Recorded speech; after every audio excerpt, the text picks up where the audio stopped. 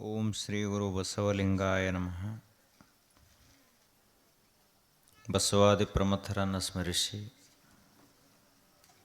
ಬೀಳೂರಿನ ಆರಾಧ್ಯ ಪರಮ ಪೂಜನೀಯ ಶ್ರೀಮನ್ನಿರಂಜನ ಪ್ರಣವ ಸ್ವರೂಪಿ ರಾಜಯೋಗಿ ಗುರುಬಸವ ಮಹಾಶಿವಗಳವರ ಶ್ರೀಚರಣಗಳಿಗೆ ಭಕ್ತಿಯಿಂದ ನಮಿಸಿ ಖೋಜಾನವಾಡಿಯ ಆರಾಧ್ಯ ದೈವ ನಂದೀಶ್ವರನಲ್ಲಿ ಹಣೆಮಣೆದು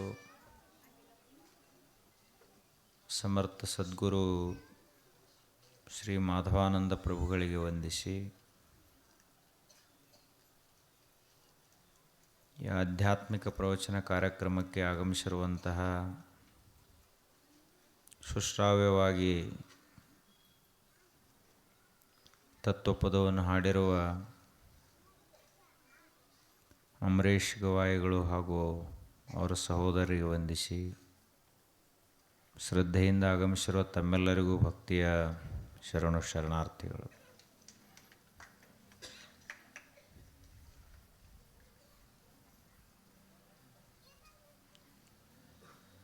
ವಿಶ್ವವನ್ನು ಸೃಷ್ಟಿ ಮಾಡಿದಂತಹ ಪರಮಾತ್ಮ ಮನುಷ್ಯನನ್ನು ಸೃಷ್ಟಿ ಮಾಡಿದ. ಮನುಷ್ಯ ಈ ಜಗತ್ತಿನ ವಿಶೇಷವಾದಂತಹ ಸೃಷ್ಟಿ. ನಮ್ಮಲ್ಲಿ ಕಲ್ಲಿನಂತಹ ಜಡತೆ ಇಲ್ಲ, ವೃಕ್ಷಗಳಂತಹ ಸ್ಥಿರತೆ ಇಲ್ಲ, ಪ್ರಾಣಿಗಳಂತಹ ಮಂದತ್ವ ಇಲ್ಲ. ಮನುಷ್ಯನಲ್ಲಿ ಏನದ ಅಂದ್ರೆ ವಿಶೇಷ ಶಕ್ತಿ ಸಾಮರ್ಥ್ಯಗಳದಾವ. ಅದಕ್ಕೆ ನಮಗೆ ಪರಮಾತ್ಮ ಕೊಟ್ಟದ್ದು ಮೂರು: ಒಂದು ದೇಹ, ಎರಡನೆಯದು ಮನಸ್ಸು, ಮೂರನೆಯದು ಬುದ್ಧಿ. ಇವುಗಳನ್ನು ಹೆಂಗೆ ಬಳಸಬೇಕು ಅಂತ ಯಾರು ಸರಿಯಾಗಿ ತಿಳ್ಕೊತಾರಲ್ಲ ಅವನೇ ಜಗತ್ತಿನಲ್ಲಿ ಬುದ್ಧಿವಂತ. ತಿಳ್ಕೊಂಡವ ಬಲ್ಲವ ಅಂತ ಅವನಿಗೆ ಕರೀತಾರೆ. ಈಗ ದೇವರು ನಮಗೆ ಶರೀರ ಕೊಟ್ಟಾನ, ನಾವು ಅದನ್ನು ಹೆಂಗೆ ಬಳಸಬೇಕು ಅಂತ ನಮಗೆ ಸರಿಯಾಗಿ ಗೊತ್ತಿರಬೇಕು. ಆದರೆ ಬಹಳ ಜನರಿಗೆ ಶರೀರದ ಮಹತ್ವನ ಗೊತ್ತಿಲ್ಲ. ಯಾವಾಗ ಆರೋಗ್ಯ ಕಳೆದುಕೊಳ್ತಾನಲ್ಲ ಆವಾಗ ಅವನಿಗೆ ಅನ್ನಿಸ್ತದ ಶರೀರದ ಮಹತ್ವ ಬಹಳ ಇತ್ತು, ನಾನೇ ಕೆಡಿಸ್ಕೊಂಡ ಶರೀರ ಅಂತ ಅನ್ನಿಸ್ತದೆ. ಕಿಡ್ನಿ ಇರುವವರಿಗೆ ಕಿಡ್ನಿ ಮಹತ್ವ ಗೊತ್ತಾಗುವುದಿಲ್ಲ, ಕಣ್ಣಿರುವವರಿಗೆ ಕಣ್ಣಿನ ಮಹತ್ವ ಗೊತ್ತಾಗುವುದಿಲ್ಲ, ಕಿವಿ ಕೇಳಿಸುವವರಿಗೆ ಕಿವಿಯ ಮಹತ್ವ ಗೊತ್ತಾಗುವುದಿಲ್ಲ, ಹಲ್ಲಿರು ತಕ ಹಲ್ಲಿನ ಮಹತ್ವ ಗೊತ್ತಾಗುವುದಿಲ್ಲ. ಹಲ್ಲು ಹಾದ ಮರದಿವ್ಸ ಕಡ್ಲಿ ತಿನ್ಬೇಕು ಅನ್ನಿಸ್ತೈತಿ. ಕಾಲೆಲ್ಲ ಬರೋಬ್ಬರಿ ಇದ್ದು ಅಂದರೆ ಅವು ಅದಾವತ್ತ ಗೊತ್ತಿರೋದಿಲ್ಲ. ಕಾಲು ಮುರಿದು ಮರದಿವ್ಸ ಅನ್ನಿಸ್ತೈತಿ, ಏನು ಎಂಥ ಕಾಲು. ಅದಕ್ಕೆ ದೇವರು ನಮಗೇನು ಶರೀರವನ್ನು ಕೊಟ್ಟಾನಲ್ಲ ಇದನ್ನು ಸರಿಯಾಗಿ 100 ವರ್ಷ ನಾವು ಇಟ್ಕೊಂಡು ಹೋದೀವಿ ಅಂದ್ರೆ ಅವ ಜಾಣನಾದಂಥ ಮನುಷ್ಯ. ಇನ್ನು ದಡ್ಡನಾದಂಥವು ಶರೀರವನ್ನು ಹೆಂಗೆ ಬಳಸ್ತಾನ? ಕೆಲವೊಬ್ಬರು 10-15 ವರ್ಷಕ್ಕೆ ಕುಡಿಲಾಕ ಚಾಲೂ ಮಾಡ್ತಾರೆ. ಚಾಲೂ ಮಾಡ್ರು ಅಂದ್ರೆ ಚಟ ಬೆಂಕಿದ್ದಂಗೆ ಅದು ಹೆಚ್ಚಾಕೋತ ಹೋಗತ್ತೆ, ಕಡಿಮೆ ಆಗಂಗಿಲ್ಲ. ಚಟ ಯಾವುದೋ ಚಟ ಇರಲಿ ಅದು ಕಡಿಮೆ ಆಗಂಗಿಲ್ಲ. ಈ ಚಾ ಕುಡಿ ಚಟ ತಾಯಂದ್ರಿಗೆ ಅವರೊಟ್ಟು ಬೇರೆ ಕುಡಿತಾರೆ, ನಿಮ್ಮದು ಇದು 1 ಕಪ್ 2 ಕಪ್ ಕುಡಿದ್ರೆ ಚಲೋ, ಮುಂಜಾನೆ ಒಮ್ಮೆ ಸಂಜೆಗೊಮ್ಮೆ. ಅದು ಕುಡಿಬಾರ್ದು, ಸುಮ್ಮನೆ ಹೇಳತ್ತೇನೆ. ಆದರೂ ಪೂರ ಬಿಡ್ರಿ ಅಂದರೆ ಹೆಂಗ್ರಿ ಎತ್ತು ಹಿಂಗತ್ತಾರಲ್ಲ ಅದಕ್ಕೆ. ಇದು 2 ಕಪ್ ಹೋಗಿ 4 ಆತು. 4 ಹೋಗಿ 8 ಆತು. ಆ ಬಳಿಕ ಊಟನ ಬಂದಾತು, ಚಾನ ಚಾಲು ಆತು. ಅವಾಗ ಪಿತ್ತ ಪ್ರಕೋಪ ಆಗಿ ರಕ್ತಹೀನತಾ, ರಕ್ತ ಕಡಿಮೆ ಆಗೈತೆ ನಿಮ್ಮದು, ಇನ್ನು ಸಾಯ್ತಿರೋ ಒಂದು ತಿಂಗಳನ್ಯಾಗ ಚಾ ಬಿಡಲಿಲ್ಲ ಅಂದ್ರೆ ಅಂತ ಡಾಕ್ಟ್ರ್ ಹೇಳಿದ. ಚಟ ಯಾವಾಗಲೂ ಏನಾಗ್ತತಿ, ಬೆಳಕೋತ ಹೊಕ್ಕತಿ, ಕಡಿಮೆ ಆಗಂಗಿಲ್ಲ. ಹಂಗೆ ಶೆರೆ ಕುಡಿದು, ಸಿಂಧಿಯನ್ನು ಕುಡಿದು ಕೆಲವೊಂದಿಷ್ಟು ಜನ ತಮ್ಮ ಶರೀರವನ್ನೇ ಹಾಳು ಮಾಡಿಕೊಂಡ್ರು. ಭಾಳ ದೊಡ್ಡ ದೊಡ್ಡ ಶ್ರೀಮಂತರ ಮಕ್ಕಳು, ಎದಕ್ಕೂ ಕೊರತೆ ಇರುವುದಿಲ್ಲ, ಕುಡಿದು ಕುಡಿದು ಕುಡಿದು ಸಂಪೂರ್ಣ ಶರೀರವನ್ನು ಹಾಳು ಮಾಡಿಕೊಂಡು 35 ವರ್ಷಕ್ಕೆ ಸತ್ತು ಹೋಗಿಬಿಡ್ತಾರೆ. ಎದಕ್ಕೆ ಬತ್ತು? ನಾವು ಬೇಗನೆ ಸತ್ತು ಹೋಗ್ಲಾಕ ಬಂದಿಲ್ಲ, 100 ವರ್ಷ ಸರಿಯಾಗಿ ತಿಳ್ಕೊಂಡು ಒಳ್ಳೆಯ ಮನುಷ್ಯರಾಗಿ ಬದುಕಿ ಹೋಗ್ಲಾಕ ಬಂದವರು. ಇನ್ನು ಕೆಲವೊಂದಿಷ್ಟು ಜನ ತಂಬಾಕು ತಿಂತಾರೆ, ಸ್ಟಾರ್ ತಿಂತಾರೆ. ಎಷ್ಟದು? ಮುಂಜಾನೆ ಒಮ್ಮೆ ಎದ್ದು ಕೂಡಲೇ ನೀರು ಕುಡಿಯಂಗಿಲ್ಲ, ಏನೂ ಇಲ್ಲ, ಇವರು ಸ್ಟಾರ ತಿಂತಾರೆ ಎದ್ದು ಕೂಡಲೇ. ಅದೇ ಇವರು ಪಾಲಿನ ದೇವರು. ಒಮ್ಮೆ ಹಲ್ಲು ತಿಕ್ಕಿರೋದಿಲ್ಲ, ಏನು ಸಂಬಂಧ ಇಲ್ಲ ಅವ್ರಿಗೆ ಸ್ಟಾರ್ ತಿನ್ನ, ಅವ್ರಿಗೆ ಅವು ಹಲ್ಲು ಸ್ವಚ್ಛ ಇರ್ತಾವತ್ತವ್ರು. ಅವರು ಒಮ್ಮೆ ತಿಲ್ಲಾಕ ಚಾಲೂ ಮಾಡಿದ್ರು ಅಂದ್ರೆ ಸಂಜೆವರೆಗೆ 20ರಿಂದ 30 ಚೀಟಿ ತಿಂದು ಮುಗಿಸ್ತಾರೆ. ಮತ್ತು ಇಟ್ಟ ಸಾಲುದಿಲ್ಲ ಅಂಥೇಳಿ ರಾತ್ರಿ ಬಯಾಗ ದವಡ್ಯಾಗ ಇಟ್ಕೊಂಡು ಮಕ್ಕೋತಾರೆ. ಅದು ಇದೆಲ್ಲ ಕೊಳತು ಕ್ಯಾನ್ಸರ್ ಆಗಿಬಿಡ್ತೈತಿ. ಇಷ್ಟರೇ ಬುದ್ಧಿ ಐತಿಲ್ಲ ಮನುಷ್ಯನಿಗೆ. ಅದಕ್ಕೆ ಅಡ್ವರ್ಟೈಸ್ ಅದರ ಮೇಲೆ ಸರ್ಕಾರ ಕಾಯ್ದೆ ಮಾಡೈತಿ, ನೇಮ್ ಮಾಡೈತಿ. ಏನಂಥೇಳಿ, ಆ ಸ್ಟಾರ್ ಚೀಟಿ ಮ್ಯಾಲ 80% ಅದರಿಂದ ಆಗುವಂಥ ಹಾನಿ ಬಗ್ಗೆನ ನೀವು ಹೇಳಬೇಕು ಅಂತೇಳಿ. ಅದಕ್ಕೆ ಅವ್ರು ಇದೆಲ್ಲ ದವಡಿ ಕತ್ತರಿಸಿ ಹೋಗೋದು ಚಿತ್ರನ ಹಾಕಿರ್ತಾರೆ, ಹುಣ್ಣಾದದ್ದು. ಅದನ್ನು ನೋಡ್ರೂ ಇವು ಅದನ್ನ ತಿತ್ತಾನ. ಅಂದ್ರೆ ಎಷ್ಟು ಬುದ್ಧಿಗೇಡಿ ಅದಾನ ಮನುಷ್ಯ ಅಂತ ಇದೇ ತೋರಿಸ್ಕೊಡ್ತದೆ. ಶರೀರವನ್ನೇ ಹೆಂಗೆ ಹಾಳು ಮಾಡ್ಕೊಳ್ಳಾಗ್ತಿದ್ದೀವಿ ನಾವು. ಪರಮಾತ್ಮ ನಮಗೆ ಶರೀರವನ್ನು ಕೊಟ್ಟಾನ, ಆದರೆ ಅದನ್ನು ನಾವು ಹಾಳು ಮಾಡ್ಕೊಳ್ತಾ ಇದ್ದೀವಿ. ಇನ್ನು ಬರೀ ಇಷ್ಟ ಅಲ್ಲ, ಯಾವುದು ತಿನ್ನಬೇಕು ಯಾವುದು ತಿನ್ನಬಾರ್ದು ಅಂತ ಗೊತ್ತಿರಲಾರ್ದಕ್ಕೆ ಶರೀರ ಹಾಳಾಗ್ತೈತಿ. ಈಗ ಮೈದಾ ತಿನ್ನಬಾರ್ದು, ಶರೀರ ಹಾಳಾಗ್ತದೆ. ಆ ಬಳಿಕ ಈಗೇನು ಅಂಗಡಿಯಾಗ ಸಿಗತೈತಿಲ್ಲ, ಅದು ಎಣ್ಣೆನ ಅಲ್ಲ, ಸರಿಯಾದ ಎಣ್ಣೆ. ಆ ಎಣ್ಣೆ ತಿಂದರೆ ಶರೀರ ಹಾಳಾಗ್ತೈತಿ. ನಾಳೆ ನಿಮ್ಗೆ ಆರಾಮ ತಪ್ಪಿತು ಅಂದ್ರೆ ಎಷ್ಟು ರೊಕ್ಕ ಹಾಕಿರೂ ಸಾಲಂಗಿಲ್ಲ. ಅಲ್ಲಿದಿಂದ ಸಕ್ಕರೆ, ಈಗೇನು ಸಕ್ಕರೆ ಅದಲ್ಲ, ಆ ಸಕ್ಕರೆ ದಿನ ಉಪಯೋಗ ಮಾಡ್ಕೊತ ಹೋಗ್ರಿ, ನಿಮ್ಮ ಎಲುಬುಗಳು ಪೊಳ್ಳಾಗುತ್ತವೆ. ಆ ಸಕ್ಕರೆಯಲ್ಲಿ ಅನೇಕ ರೀತಿಯ ಕೆಮಿಕಲ್ಸ್ಗಳನ್ನು ಹಾಕಿರ್ತಾರೆ. ಹೀಗಾಗಿ ಅದು ನಮ್ಮ ಶರೀರಕ್ಕೆ ಬಾಧಕದ. ಆದ್ದರಿಂದ ನಾವು ಉಣ್ಣುವಂಥ ಆಹಾರದಿಂದ ಕೂಡ ನಮ್ಮ ಶರೀರ ಹಾಳಾಗ್ತದೆ.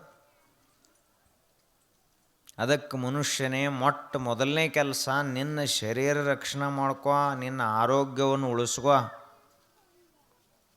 ದೇವ್ರ ನಮಗೆ 100 ಕೋಟಿ ರೂಪಾಯಿ ಕಿಮ್ಮತ್ತಿನ ಶರೀರ ಕಟ್ಟಿ ಕೊಟ್ಟಾನ.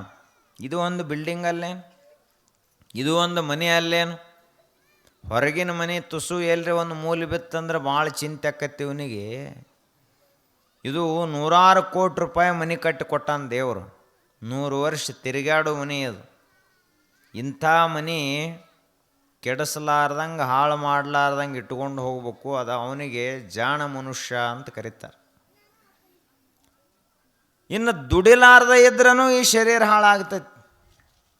ದಿನ ಮುಂಜಾನೆ ನಾಷ್ಟ, ಮಧ್ಯಾಹ್ನ ಊಟ, ಸಂಜೆ ಊಟ ಆಗಿ ಮುಂಜಾನೆ ನಾಷ್ಟ ಆದ ಕೂಡಲೇ 1 ಜಂಪ್ ನಿದ್ದೆ, ಮಧ್ಯಾಹ್ನ ಊಟ ಆದ ಕೂಡಲೇ ಮತ್ತೆ 2 ಜಂಪ್ ನಿದ್ದೆ, ಸಂಜೆ ಒಮ್ಮೆ 8-9ಕ್ಕೆ ಮಕ್ಕೊಂಡ ಅಂದ್ರೆ ಮುಂಜಾನೆ 8ಕ್ಕೆ ಹೇಳೋದು. ಇಟ್ಟ ಆಲಸಿ ಆದ ಅಂದ್ರೆ ದುಡಿಯದೇ ಇದ್ರೆ ಶರೀರ ಹೆಂಗೆ ಚಲೋ ಇರ್ತೈತಿ? ಈ ಶರೀರಕ್ಕೆ ನಾವು ಅನ್ನ ಹಾಕ್ತೀವಿ ಅಂದರೆ ಬೆವರು ಸುರಿಸಿದನ್ನು ದುಡಿಸ್ಬೇಕು. ಅದು ಶರೀರದ ಸಾರ್ಥಕತೆ.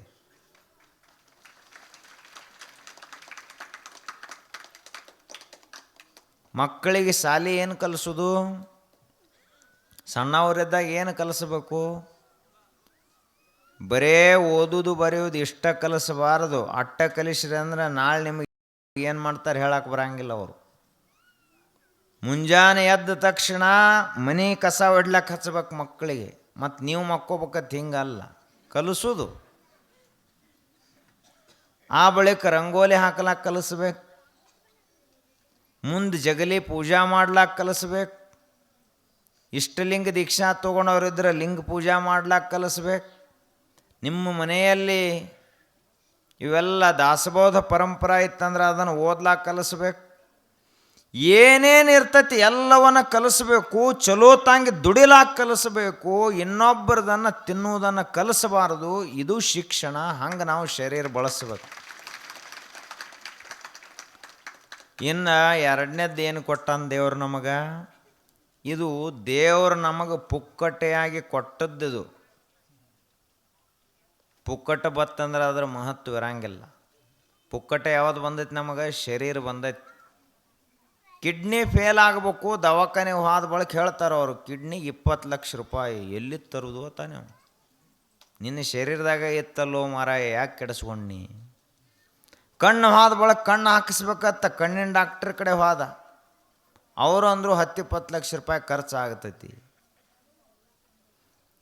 ಇದು ಹಾರ್ಟ ಸ್ಟಂಟ್ ಹಾಕ್ತಾರೆ ಎಲ್ಲ ಬಂದು. ಅದು ಆದ ಬಳಿಕ ಅವ್ರು ಹೇಳಿದರು, ರೊಕ್ಕ ಖರ್ಚು ಹಾಕವ್ರೆ ನೀವು ಉಳಿಯಂಗಿಲ್ಲ ಅಂತ ಹೇಳಿದ್ರು ಅವರು. ಅದಕ್ಕೆ ಮನುಷ್ಯನೇ ಇದು ಪುಕ್ಕಟೆಯಾಗಿ ದೇವರೇನು ಕೊಟ್ಟಾನಲ್ಲ ದಾನ ಅಂಥೇಳಿ ಇದನ್ನು ಸರಿಯಾಗಿ ಉಳಿಸ್ಕೊಂಡು ಹೋಗು. ಇದು ಮೊದಲನೇದು ಯಾವುದು ಕೊಟ್ಟಾನ ದೇವರು? ಶರೀರವನ್ನು ಕೊಟ್ಟಾನ. ಇನ್ನು ಎರಡನೇದೇನು ಕೊಟ್ಟಾನು ಅಂದ್ರೆ ಮನಸ್ಸು ಅಂತ ಕೊಟ್ಟಾನ ಪರಮಾತ್ಮ. ಅದು ದೇವರು ನಮಗೆ ಪುಕ್ಕಟೆಯಾಗಿ ಕೊಟ್ಟದ್ದೇ. ಮನಸ್ಸಿನಾಗ ಏನದಪ್ಪ? ಮನುಷ್ಯ ಬದುಕುವುದೇ ಮುಖ್ಯವಾಗಿ ಮನಸ್ಸಿನಲ್ಲಿ ಬದುಕ್ತಾನ. ಮನಸ್ಸಂದ್ರೆ ಮನುಷ್ಯ, ಮನುಷ್ಯ ಅಂದ್ರೆ ಮನಸ್ಸು. ಮನಸ್ಸನ್ನು ಬಿಟ್ಟರೆ ಮನುಷ್ಯನೇ ಇಲ್ಲ. ಆ ಮನುಷ್ಯ ಕಪ್ಪದಾನೋ, ಬೆಳ್ಳಗದಾನೋ, ಕೆಂಪದಾನೋ, ಎತ್ತರದಾನೋ, ಗಿಡ್ಡದಾನೋ ಅನ್ನೋಕ್ಕಿಂತ ಅವನು ಮನಸ್ಸು ಹೆಂಗೈತಿ ಅನ್ನೋದ್ರ ಮೇಲೆ ಅವನನ್ನು ನಾವು ಅಳಿಬೇಕಾಗ್ತದೆ. ಈ ಗಿಡ್ಡದಾನ ಮನುಷ್ಯ ಭಾಳ ಸುಮಾರದಾನಂತ ಹಿಂಗಲ್ಲ. ಎತ್ತರ ಇದ್ದವ್ರು ಭಾಳ ಚಲೋದಾರತ್ ಹಿಂಗೂ ಅಲ್ಲ. ಹೆಂಗೆ ಅಳಿತಾರ? ಅವ್ರನ್ನ ಮ್ಯಾಲಿನ ರೂಪ, ಶರೀರ ಇದನ್ನು ನೋಡಿ ಅವ ಮನುಷ್ಯನನ್ನು ಅಳೆಯಂಗಿಲ್ಲ. ಅವನ ಮನಸ್ಸು ಹೆಂಗೈತಿ ಅನ್ನೋದ್ರ ಮೇಲೆ ಅಳಿತಾರೆ. ಅವ ಬಹಳ ಜಿಪುಣದಾನಪ್ಪ, ಮತ್ತಿನ್ನು ಅವನ ದೋಸ್ತಿ ಬಿಟ್ಟಟ್ಟು ಚಲೋ ಅಂತ ಹೇಳ್ತಾರೆ. ಹಿಂಗೆ ಒಂದು ಊರಾಗ ಅವರು ಗುಡಿ ಅದು ಕಟ್ತಿರ್ತಾರೆ, ಮಾಡ್ತಿರ್ತಾರೆ. ಪಟ್ಟಿ ಬೇಡ್ಲಕ್ಕತ್ತು ಒಬ್ಬ ಜಿಪುಣ ಮನುಷ್ಯನ ಮನೆಗೆ ಹೋದ್ರವ್ರು. ಹೋದ ಬಳಿಕ ಅವ ಆಯ್ತು ತಡೀರಿ ನಾ ಸ್ನಾನ ಮಾಡಿ ಬರ್ತನು, ಜಳಕ ಮಾಡಿ ಬರ್ತನು, ಕುಂಡ್ರಿ ಅಂದೆವು ಹಿರಿಯರಿಗೆ. ಇವ್ರು 20 ಮಂದಿ ಹೋಗಿದ್ರು ಪಟ್ಟಿ ಮಾಡೋರು. ಏನೋ ಸಾವುಕಾರ ಎಂದೂ ಕುಡುದಿಲ್ಲ ಅಂದ ಮನುಷ್ಯ ಇವತ್ತೇನೋ ಸ್ನಾನ ಮಾಡಿ ಬರ್ತನು ಕುಂಡ್ರಿ ಅಂದಾನಂತ ಹೇಳಿ ಕೂತ್ರಿ ಅವರು. ಅವನು ಸ್ನಾನ ಮಾಡಿ ಬಂದ. ಹಚ್ಚ್ರಿ ದೇವ್ರ ಪ್ರಸಾದ ಹಚ್ಚಿರತ್ತಂದು ಹಣಿಗೆ ಪ್ರಸಾದ ಹಚ್ಚಿದ್ರು. ನಡ್ರಿ ಅಲ್ಲೇ ಊರಾಗ ಬಂದಾಗ ಕೊಡ್ತನಂತ ಕಳಿಸಿಬಿಟ್ಟು ಜಿಪ್ಪುಣಿವ ಅವರಂದ್ರು ತಾಸು ತಕ ಇವು ಜಳಕ ಮಾಡೋ ತಕ ನಾವು 20 ಮಂದಿ ಕೂತೇವಿ. ಆ ನಮ್ಮದೇನು ಇವಂಗಿಲ್ಲ, ದೇವರಿಗೆ ದಾನ ಮಾಡಬೇಕು ಅನ್ನೋ ಕಲ್ಪನಾ ಸಹಿತ ಇಲ್ಲ. ಇಂಥ ಜಿಪುಣ ಮನಸ್ಸಿನ ಮನುಷ್ಯ ಇದ್ದ ಅಂದ್ರೆ ಅವ ಬದುಕರೆ ಏನು ಉಪಯೋಗ ಐತಿ, ಸತ್ತರೆ ಏನು ಉಪಯೋಗ ಐತಿ ಸಮಾಜಕ್ಕೆ? ಜಿಪುಣರಿಂದ ಯಾವ ಉಪಯೋಗನೂ ಇಲ್ಲ. ಮನಸ್ಸು ಹೆಂಗಾಗೈತಿ, ಯಾರಿಗೆ ಕೊಡಬಾರ್ದು, ಎಲ್ಲಾರ್ದು ನಾನು ತಗೋಬೇಕು. ಇನ್ನೊಬ್ಬ ಮನುಷ್ಯ ಇದ್ದ, ಈ ಜಾತ್ರೆಯಾಗ ಅದು ಹುಗ್ಗಿ ಉಳಿತಂದ್ರೆ ಒಯ್ಯಾವ, ಹೋಳಿಗೆ ಉಳಿತಂದ್ರೆ ಒಯ್ಯೋದು, ಅನ್ನ ಉಳಿತಂದ್ರೆ ಒಯ್ಯೋದು, ಕಟಕ್ ರೊಟ್ಟಿ ಇದ್ದರೂ ಒಯ್ಯೋದು. ಕೋಟಿಗಟ್ಟಲೆ ಸಂಪತ್ತು, 100 ಎಕರೆ ಆಸ್ತಿ. ಏನು ಮಾಡವ? ಓದೆಲ್ಲ ಮಾಳಿಗೆ ಮ್ಯಾಲ ಒಣಾಕಿ ಬಿಡವ. ಏನು ಹುಗ್ಗಿ ಜಾತ್ರೆಯಾಗ ಉಳಿದಿರ್ತೈತಿ, ಹುಗ್ಗಿ ಮದುವೆನ ಹುಗ್ಗಿ ಎಲ್ಲ ಅದನ್ನೆಲ್ಲ ಒಣಾಕಿ ಬಿಡೋದು. ಆ ಬಳಕೆ ಏನು ಮಾಡೋದು, ಬಿಸಿನೀರು ಕಾಸು ಅದ್ರಾಗ ನೆನಾಕೋದು, ತಿನ್ನೋದು. ಹೊಸ ಹುಗ್ಗಿ ಆತತ್ತದು. ಇಂಥ ಜಿಪುಣ ಮನುಷ್ಯರಿದ್ರು ಅಂದ್ರೆ ಮತ್ತು ಇವನಿಗೆ ದೇವರು ಮನಸ್ಸು ಕೊಟ್ಟರೆ ಏನು ಉಪಯೋಗ ಐತಿ? ಮನಸ್ಸು ಹೆಂಗಿರಬೇಕು ಅಂತ ಕೇಳಿದ್ರೆ, ಒಂದು ರೊಟ್ಟಿತ್ತು ಅಂದ್ರೆ ಅರ್ಧ ನೀ ತಿಂದ ಅರ್ಧ ಸಮಾಜಕ್ಕೆ ಕುಣಿಸಿದೆ ಅಂದ್ರೆ ನಿನ್ನ ಮನಸ್ಸು ಉದಾರ ಐತಿ ಅಂತ ಅರ್ಥ. ಮನಸ್ಸು ಭಾಳ ಚಲೋ ಇರಬೇಕು. ಮನಸ್ಸಲ್ಲೇ ಚಲೋ ಇದ್ದ ಮನುಷ್ಯನನ್ನು ಸಮಾಜ ಯಾವತ್ತೂ ನೆನೆಸ್ತೈತಿ. ಏನಪ್ಪ ಹಿಂದೆ ಈ ತ್ವಾಟದಾಗ ಒಬ್ಬ ರೈತ ಇದ್ದ, ಹಿರಿಯ ಇದ್ದ, ಹೆಂಗಿದ್ದ ಹೇಗಿದ್ದ ಅಂದ್ರೆ, ಒಂದು 5 ಮಾವಿನ ಗಿಡ ಇದ್ದು ಅಂದ್ರೆ 2 ಮಾವಿನ ಗಿಡ ಸಮಾಜಕ್ಕೆ ಕೊಟ್ಟು ಬಿಡ್ತಿದ್ದ, ಎಲ್ಲ ಅವರಿಗೆ ಕೊಡ್ತಿದ್ದ, ತನಗೊಂದು ಸ್ವಲ್ಪ ಇಟ್ಕೋತಿದ್ದ. ದಾನ ಧರ್ಮ ಮಾಡುವಂಥ ಕೈಗಳು ಬೇಕು. ಈಗ ಇಲ್ಲಿ ಇಷ್ಟು ಜಾತ್ರಾ ಮಹೋತ್ಸವ ಕಾರ್ಯಕ್ರಮ ನಡೆದೈತಿ, ಯಾರ್ಯಾರೋ ದಾನ ಧರ್ಮವನ್ನು ಮಾಡ್ತಾ ಇದ್ದಾರೆ.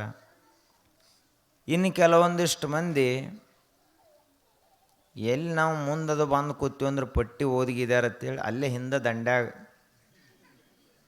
ಇನ್ನು ಕೆಲವೊಂದಿಷ್ಟು ಮಂದಿ ಜಾತ್ರೆಗೆ ಕಂಡ್ರೆ ನಮ್ಮ ಹೆಗಲ ಮೇಲೆ ಏನರೇ ಬಿದ್ದಿತ್ತ ಮನ್ಯಾಗ ಕೂತು ಕೇಳ್ತಾರವ್ರು. ಹಿಂಗೆ ನಮ್ಮ ಮನಸ್ಸು ಹಿಂಗಾಯಿತು ಅಂದ್ರೆ ನಾವು ಹೆಂಗೆ ದೊಡ್ಡವರಾಗಲಿಕ್ಕೆ ಸಾಧ್ಯದ? ಉದಾರ ಚರಿತಾನಾಂತು ವಸುಧೈವ ಕುಟುಂಬಕಂ. ಮನೆ ನೋಡ ಬಡವರು, ಮನ ನೋಡ ಬಲ್ಲಿದರು. ನಮ್ಮ ಕೂಡಲ ಸಂಗನ ಶರಣರು, ಕರುಳಿಲ್ಲದ ಕಲಿಗಳು. ಆಶೆ ಇಲ್ಲದಂಥ ಈಶ ಸ್ವರೂಪರು ಯಾರಪ್ಪ ಅಂದ್ರೆ ಶರಣರು. ಅವರಲ್ಲಿ ಏನದ ಅಂದ್ರೆ ಆಶಾನ ಇಲ್ಲ. ಸಮಾಜಕ್ಕೆ ಕೊಟ್ಟು ಬದುಕುವಂಥವ್ರು ಯಾರು ಅಂದ್ರೆ ಮಹಾತ್ಮರು, ಶರಣರು, ಸಜ್ಜನರು, ಒಳ್ಳೆಯವರು. ಆದ್ದರಿಂದ ನಮ್ಮ ಮನಸ್ಸೇನಾಗಬೇಕು? ದ್ವಾಡದಾಗಬೇಕು. ಆದ್ರೆ ನಮ್ಮ ಮನಸ್ಸಿನಲ್ಲಿ ಏನಾಗ್ಯದ ಅಂತ ಕೇಳಿದ್ರೆ, ಬೆಳಿಬಾರ್ದ ಕಸ ಎಲ್ಲ ಬೆಳೆದು ಬಿಟ್ಟೈತಿ ಮನಸ್ಸಿನಾಗ. ನಾವು ಬೇಕಾದಷ್ಟು ಗುಡಿಗೆ ಹೋಗಲಿ, ಅದ ಒಳಗಿನ ಕಸ ಏನು ಹೋಗಂಗಿಲ್ಲ. ಬೇಕಾದಷ್ಟು ಪೂಜಾ ಮಾಡಲಿ, ಅದೇನು ಹೋಗಂಗಿಲ್ಲ ಅಷ್ಟು ಸುಲಭ. ಈಗ ಮೊದಲ ಹೊಲದಾಗ ಕರಿಕೆ ಹತ್ತಿತ್ತು, ಈಗೂ ಐತಿ ಮತ್ತು ಕರಿಕೆ. ಈಗ ರೌಂಡ್ ಅಪ್ ಬಂದೈತೆ ಅಂದರೂ ಕರಿಕೆ ಐತೆ, ಅದೇನು ಸತ್ತು ಹೋಗಿಲ್ಲ ಜಗತ್ತಿನ. ಆ ಕರಿಕೆ ಹೆಂಗೆ ಅಂದ್ರೆ ಮುಂದೆ ಇವರು ಕೆತ್ಕೋತ ಹೋಗ್ಬೇಕು, ಮತ್ತು ಹಿಂದೆ ಚಿಕ್ಕೋತ ಬರ್ತಿತ್ತು. ಜೇಕನೂ ಹಂಗೆ, ಕರಿಕೆನೂ ಹಂಗೆ. ಅವು ಎಂದೂ ಹೊಲದಂದು ಹೋಗಂಗಿಲ್ಲ, ಅವು ಕಾಯಂ ಅಲ್ಲೇ ಇರ್ತಾವೆ.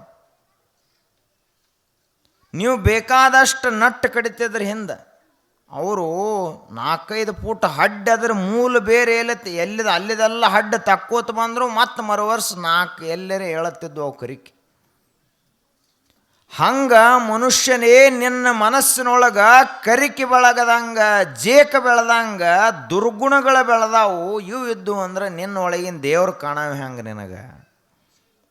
ನಿನ್ನ ಮನಸ್ಸು ಏನಾಗಬೇಕಪ್ಪ ಅಂತ ಕೇಳಿದ್ರೆ, ಮನಸ್ಸ ಹರಗಿದಂಥ ಸ್ವಚ್ಛ ತೋಟ ಇದ್ದಂಗೆ ಆಗ್ಬೇಕು. ಮನಸ್ಸ ಹದ ಇದ್ದಂಗೆ ಆಗ್ಬೇಕು. ಮನಸ್ಸಿನಲ್ಲಿ ಹೂವಿನ ತೋಟ ಬೆಳಿಬೇಕೇ ಹೊರತು ಮುಳ್ಳಿನ ಕಂಟಿಗಳು ಬೆಳೆಯಬಾರದು.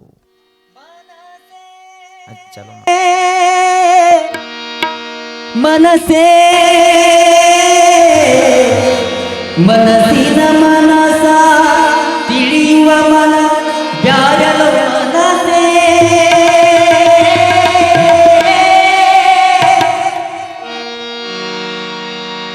ಮನಸ್ಸಿನ ಮನ ತಿಳಿಯುವ ಮನ ಬ್ಯಾರಲ ಮನಸೇ, ಬ್ಯಾರಲ ಮನಸೇ.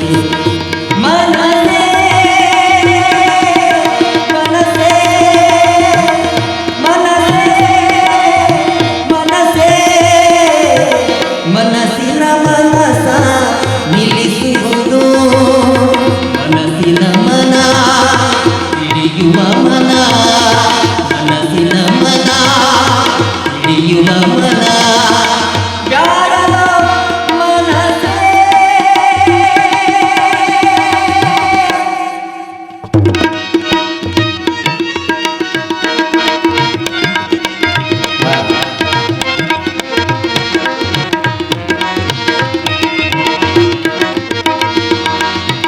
ತನುತ್ರಯದೊಳು ಸುಳಿದಾಡುವ ಜೀವನ ಗುಣವರಿತರೆ ಜಗಾರನು ಮನಸೇ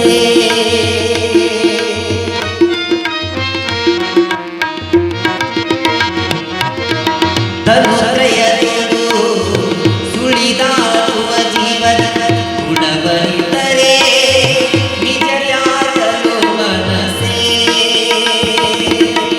ದಶರಥಿಗೆ ಹಾರಾಡುವ ಹಕ್ಕಿಯು ದಶರಥಿಗೆ ಹಾರಾಡುವ ಹಕ್ಕಿಯು ವಶವಾದಲ ಪರಿ ಯಾರನು ಮನಸೇ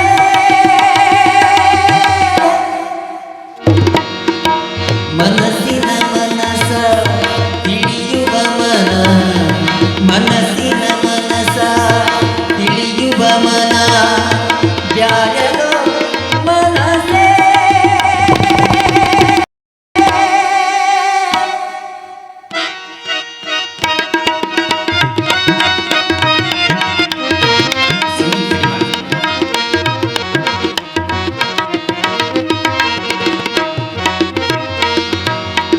ಗೋವಿಂದ ಗುರುವಿನ ಚರಣ ಕಮಲದವಳು ಗಾನಗೈಯಲೋ ಭ್ರಮರಾಣಿಯ ಮನಸೇ ಮನಸೇ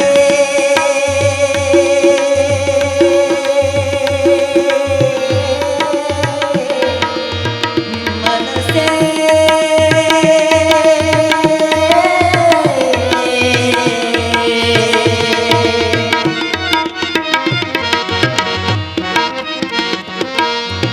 ಗೋವಿಂದ ಗುರುವಿನ ಚರಣ ಕಮಲದವಳು ಗಾನ ಕೈಯಲೋ ಭ್ರಮರಾಣಿಯ ಮನಸ್ಸೆ ವಿಷಯಗಳಲ್ಲಿ ಸುಖ ಬಯಕೆ ಬಯಸಿ ವಿಷಯಗಳಲ್ಲಿ ಸುಖ ಬಯಕೆ ಬಯಸಿ ಬದುಕ ಸಿಗಿಸಿ ಕೊಂಬುವ ದೇತನ ಮನಸ್ಸೇ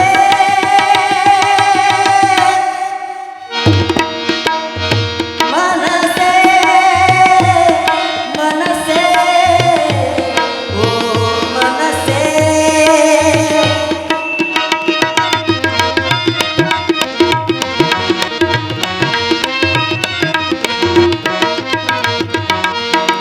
ಇಳಿಯೊಳು ಶಿಶುನಾಳ ದೇಶ ನಿರ್ಮಲನ ಇಳೆಯೊಳು ಶಿಶುನಾಳ ದೇಶ ನಿರ್ಮಲನ ತಿಳಿದರೆ ಹೊರ ಒಳ ಹೊರಗೋ ಮಂಗಲೋ ಮನಸೇ ಇಳೆಯೊಳು ಶಿಶುನಾಳ ದೀಶ ನಿರ್ಮಲನ ತಿಳಿದರೆ ಒಳ ಹೊರಗಂದಲೋ ಮನಸೇ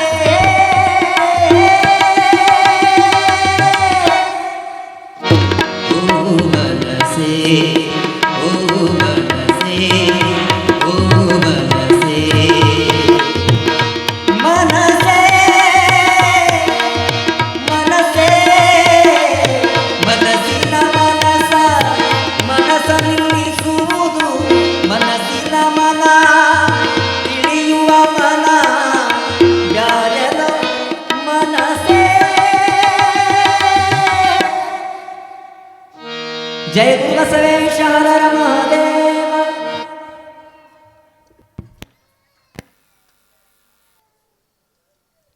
ನಮ್ಮ ಮನಸ್ಸಿನಲ್ಲಿ ಹಲವಾರು ರೀತಿಯ ಭಾವನೆಗಳದಾವು. ಪ್ರೀತಿಯೂ ನಮ್ಮ ಮನಸ್ಸಿನಾಗನ ಐತಿ, ದ್ವೇಷನೂ ನಮ್ಮ ಮನಸ್ಸಿನಾಗನ ಐತಿ, ಸಿಟ್ಟನೂ ನಮ್ಮ ಮನಸ್ಸಿನಲ್ಲೇ ಐತಿ, ಶಾಂತಿನೂ ನಮ್ಮ ಮನಸ್ಸಿನಲ್ಲೇನೇ ಐತಿ, ಭಯನೂ ನಮ್ಮ ಮನಸ್ಸಿನಲ್ಲೇನೇ ಐತಿ, ಧೈರ್ಯನೂ ನಮ್ಮ ಮನಸ್ಸಿನಲ್ಲೇನೇ ಐತಿ. ಅದಕ್ಕೆ ಮನುಷ್ಯನೇ ಇಂತಹ ನಿನ್ನ ಮನಸ್ಸೇನೈತಲ್ಲ ಇದರ ಸ್ವರೂಪ ಹೆಂಗೈತಿ ಸ್ವಲ್ಪ ತಿಳ್ಕೊಂಡು ಹೋದೆ ಅಂದರೆ ನೀ ಆರಾಮಿರ್ತಿ. ಮನಸ್ಸಿನ ಸ್ವರೂಪ ತಿಳ್ಕೊಬೇಕು, ಮನಸ್ಸಿನ ರಚನೆ ಹೆಂಗೈತೆ ಅದನ್ನು ತಿಳ್ಕೊಬೇಕು.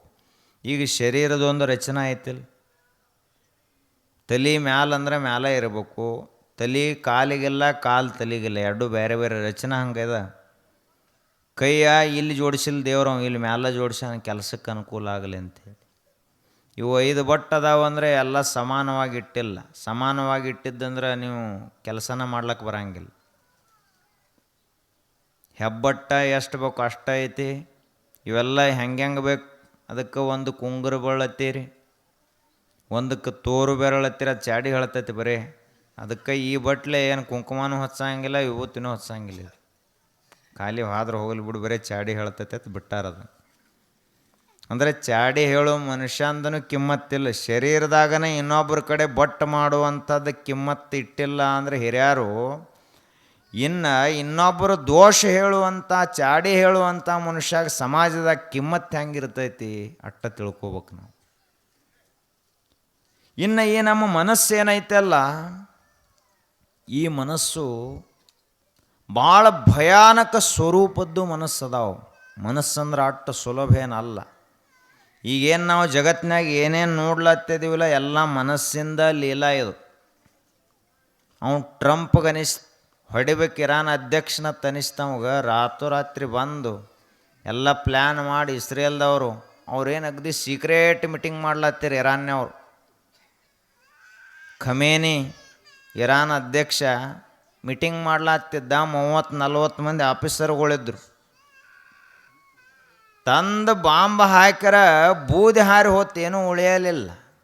ಎದಕ್ಕಾತಿದು ಮನಸ್ಸು. ಟ್ರಂಪ್ನ ಮನಸ್ಸಿನಾಗ ಬೆಂಜಮಿನ್ ನೆತನ್ಯಾಹುನ ಮನಸ್ಸಿನಾಗ ಹಂಗೆ ಬತ್ತು ಇವ್ರನ್ನ ಸುಟ್ಟು ಹಾಕ್ಬೇಕಂತ ಹೇಳಿ. ಅವಾಗ ಇರಾನ್ನವ್ರ ಮನಸ್ಸಿನಾಗ ಬತ್ತು ಬಿಡಬಾರ್ದು ಇವ್ರನ್ನ ಹೇಳಿ ಅವ್ರು ಬಾಂಬ್ ಹಾಕ್ಲಾಕ ಚಾಲೂ ಮಾಡಿದ್ರು. ಅವರು ಅಲ್ಲೆಲ್ಲ ಬಾಂಬ ಹಾಕ್ಲಾತ್ತಿದ್ರಿಂದ ಇಲ್ಲಿ ಸಿಲಿಂಡ್ರ್ ಬಂದದು. ಅಲ್ಲಿ ಮನಸ್ಸಿನಾಗ ಅಲ್ಲಿ ಹೊತ್ತೈತಿ ಬೆಂಕಿ, ಬಿಸಿ ಬಂದಿಲ್ಲಿ ಕೋಜಾನ ಒಡೆಗೆ ತಟ್ಟೈತಿ. ಇವರು ಒಲೆ ಮುಂದೆ ಕೂತರು, ಕಟ್ಟಿಗೆರೆ ಇಲ್ಲ. ಕಟ್ಟಿಗೆ ಮೇಲೆ ಅಡುಗೆ ಮಾಡ್ಲಿಕ್ಕೆ ಈಗಿನ ಅವ್ರಿಗೆ ಬರಂಗಿಲ್ಲ. ಕಟ್ಟಿಗೆ ಮೇಲೆ ಅಡುಗೆ ಮಾಡ್ಬೇಕಂದ್ರೆ ಒಲೆ ಮುಂದೆ ಕುತ್ಕೊಂಡು ಅಳಬೇಕು, ಅಟ್ಟು ಹೊಗೆ ಬಿಡಿತೈತಿ. ಹೆಂಗೆ ಮಾಡೋದೇನು? ಅವಾಗ ಇವರು ಟ್ರಂಪ್ನ ಹೆಸರಲ್ಲೇ ಇದನ್ನು ಮುರಿತೀರಿ ಕೈ, ಲಘು ಹಾಳಾಗಿ ಹೋಗುವಲ್ಲ ಹಂಗೆ. ಅಲ್ಲದಾನ ವೈಟ್ ಹೌಸ್ನಾಗ. ಅವನ ಮನಸ್ಸಿನಾಗ ಒಂದು ಕೆಟ್ಟ ಭಾವನಾ ಬಂದದ್ರಿಂದ ಜಗತ್ತೆಲ್ಲ ಹೊತ್ತು ಉರಿಲ ಹತ್ತಲ್ಲ. ಇದಕ್ಕೆ ಮನಸ್ಸಿನ ಸ್ವರೂಪ ಅಂತ ಕರೀತಾರೆ. ಮನಸ್ಸಂದ್ರೆ ಸಾಮಾನ್ಯ ಅಲ್ಲಿದು ಕಾಣಂಗಿಲ್ಲ ಅಟ್ಟಕರೆ ಜಗತ್ತಿನಾಗ ಎಲ್ಲ ಕೆಲಸ ಮಾಡೋದು ಈ ಮನಸ್ಸು ಮಾಡ್ತೈತಿ. ಇಂತಹ ಮನಸ್ಸು ಹಿಂದೆ ಇತಿಹಾಸದಲ್ಲಿ ನಾವು ಸ್ವಲ್ಪ ಹೋಗಿ ನೋಡಿದ್ದೀವಿ. ಅಂದ್ರೆ ಹಿಟ್ಲರ ಅಂಥೇಳಿ ಒಬ್ಬಿದ್ದ ಜಗತ್ತಿನಲ್ಲಿ, ಜರ್ಮನ್ ದೇಶದವ ಸರ್ವಾಧಿಕಾರಿ, ತಾನಾಶಾಹಿ ಅಂತ ಕರೀತಾರೆ.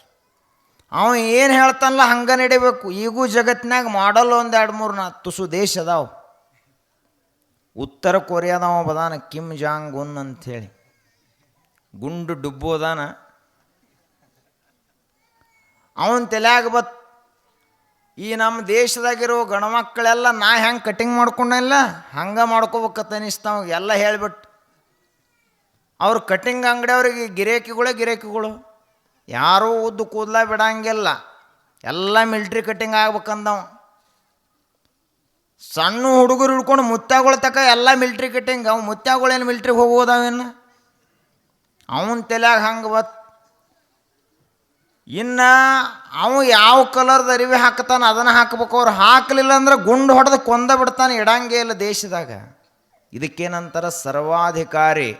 ಅವ ಹೇಳ್ದಂಗೆ ಕೇಳ್ರಿ, ಆ ದೇಶದಾಗ ಬದುಕೋದೇ ಇರಲಿಲ್ಲ ಅಂದ್ರೆ ಸಾಯಲಾಕ ತಯಾರಿರ್ಬೇಕು. ಹಂಗೆ ಹಿಟ್ಲರ್ ಅಂಥೇಳಿ ಒಬ್ಬ ಆಗಿ ಹೋದ 18-19ನೇ ಶತಮಾನದೊಳಗೆ ಜರ್ಮನ್ ದೇಶದಾಗ. ಎಷ್ಟು ಕ್ರೂರಿದ್ದ ಮನುಷ್ಯ, ಅವನ ಮನಸ್ಸು ಎಷ್ಟು ಕೆಟ್ಟಿತ್ತು ಅಂದ್ರೆ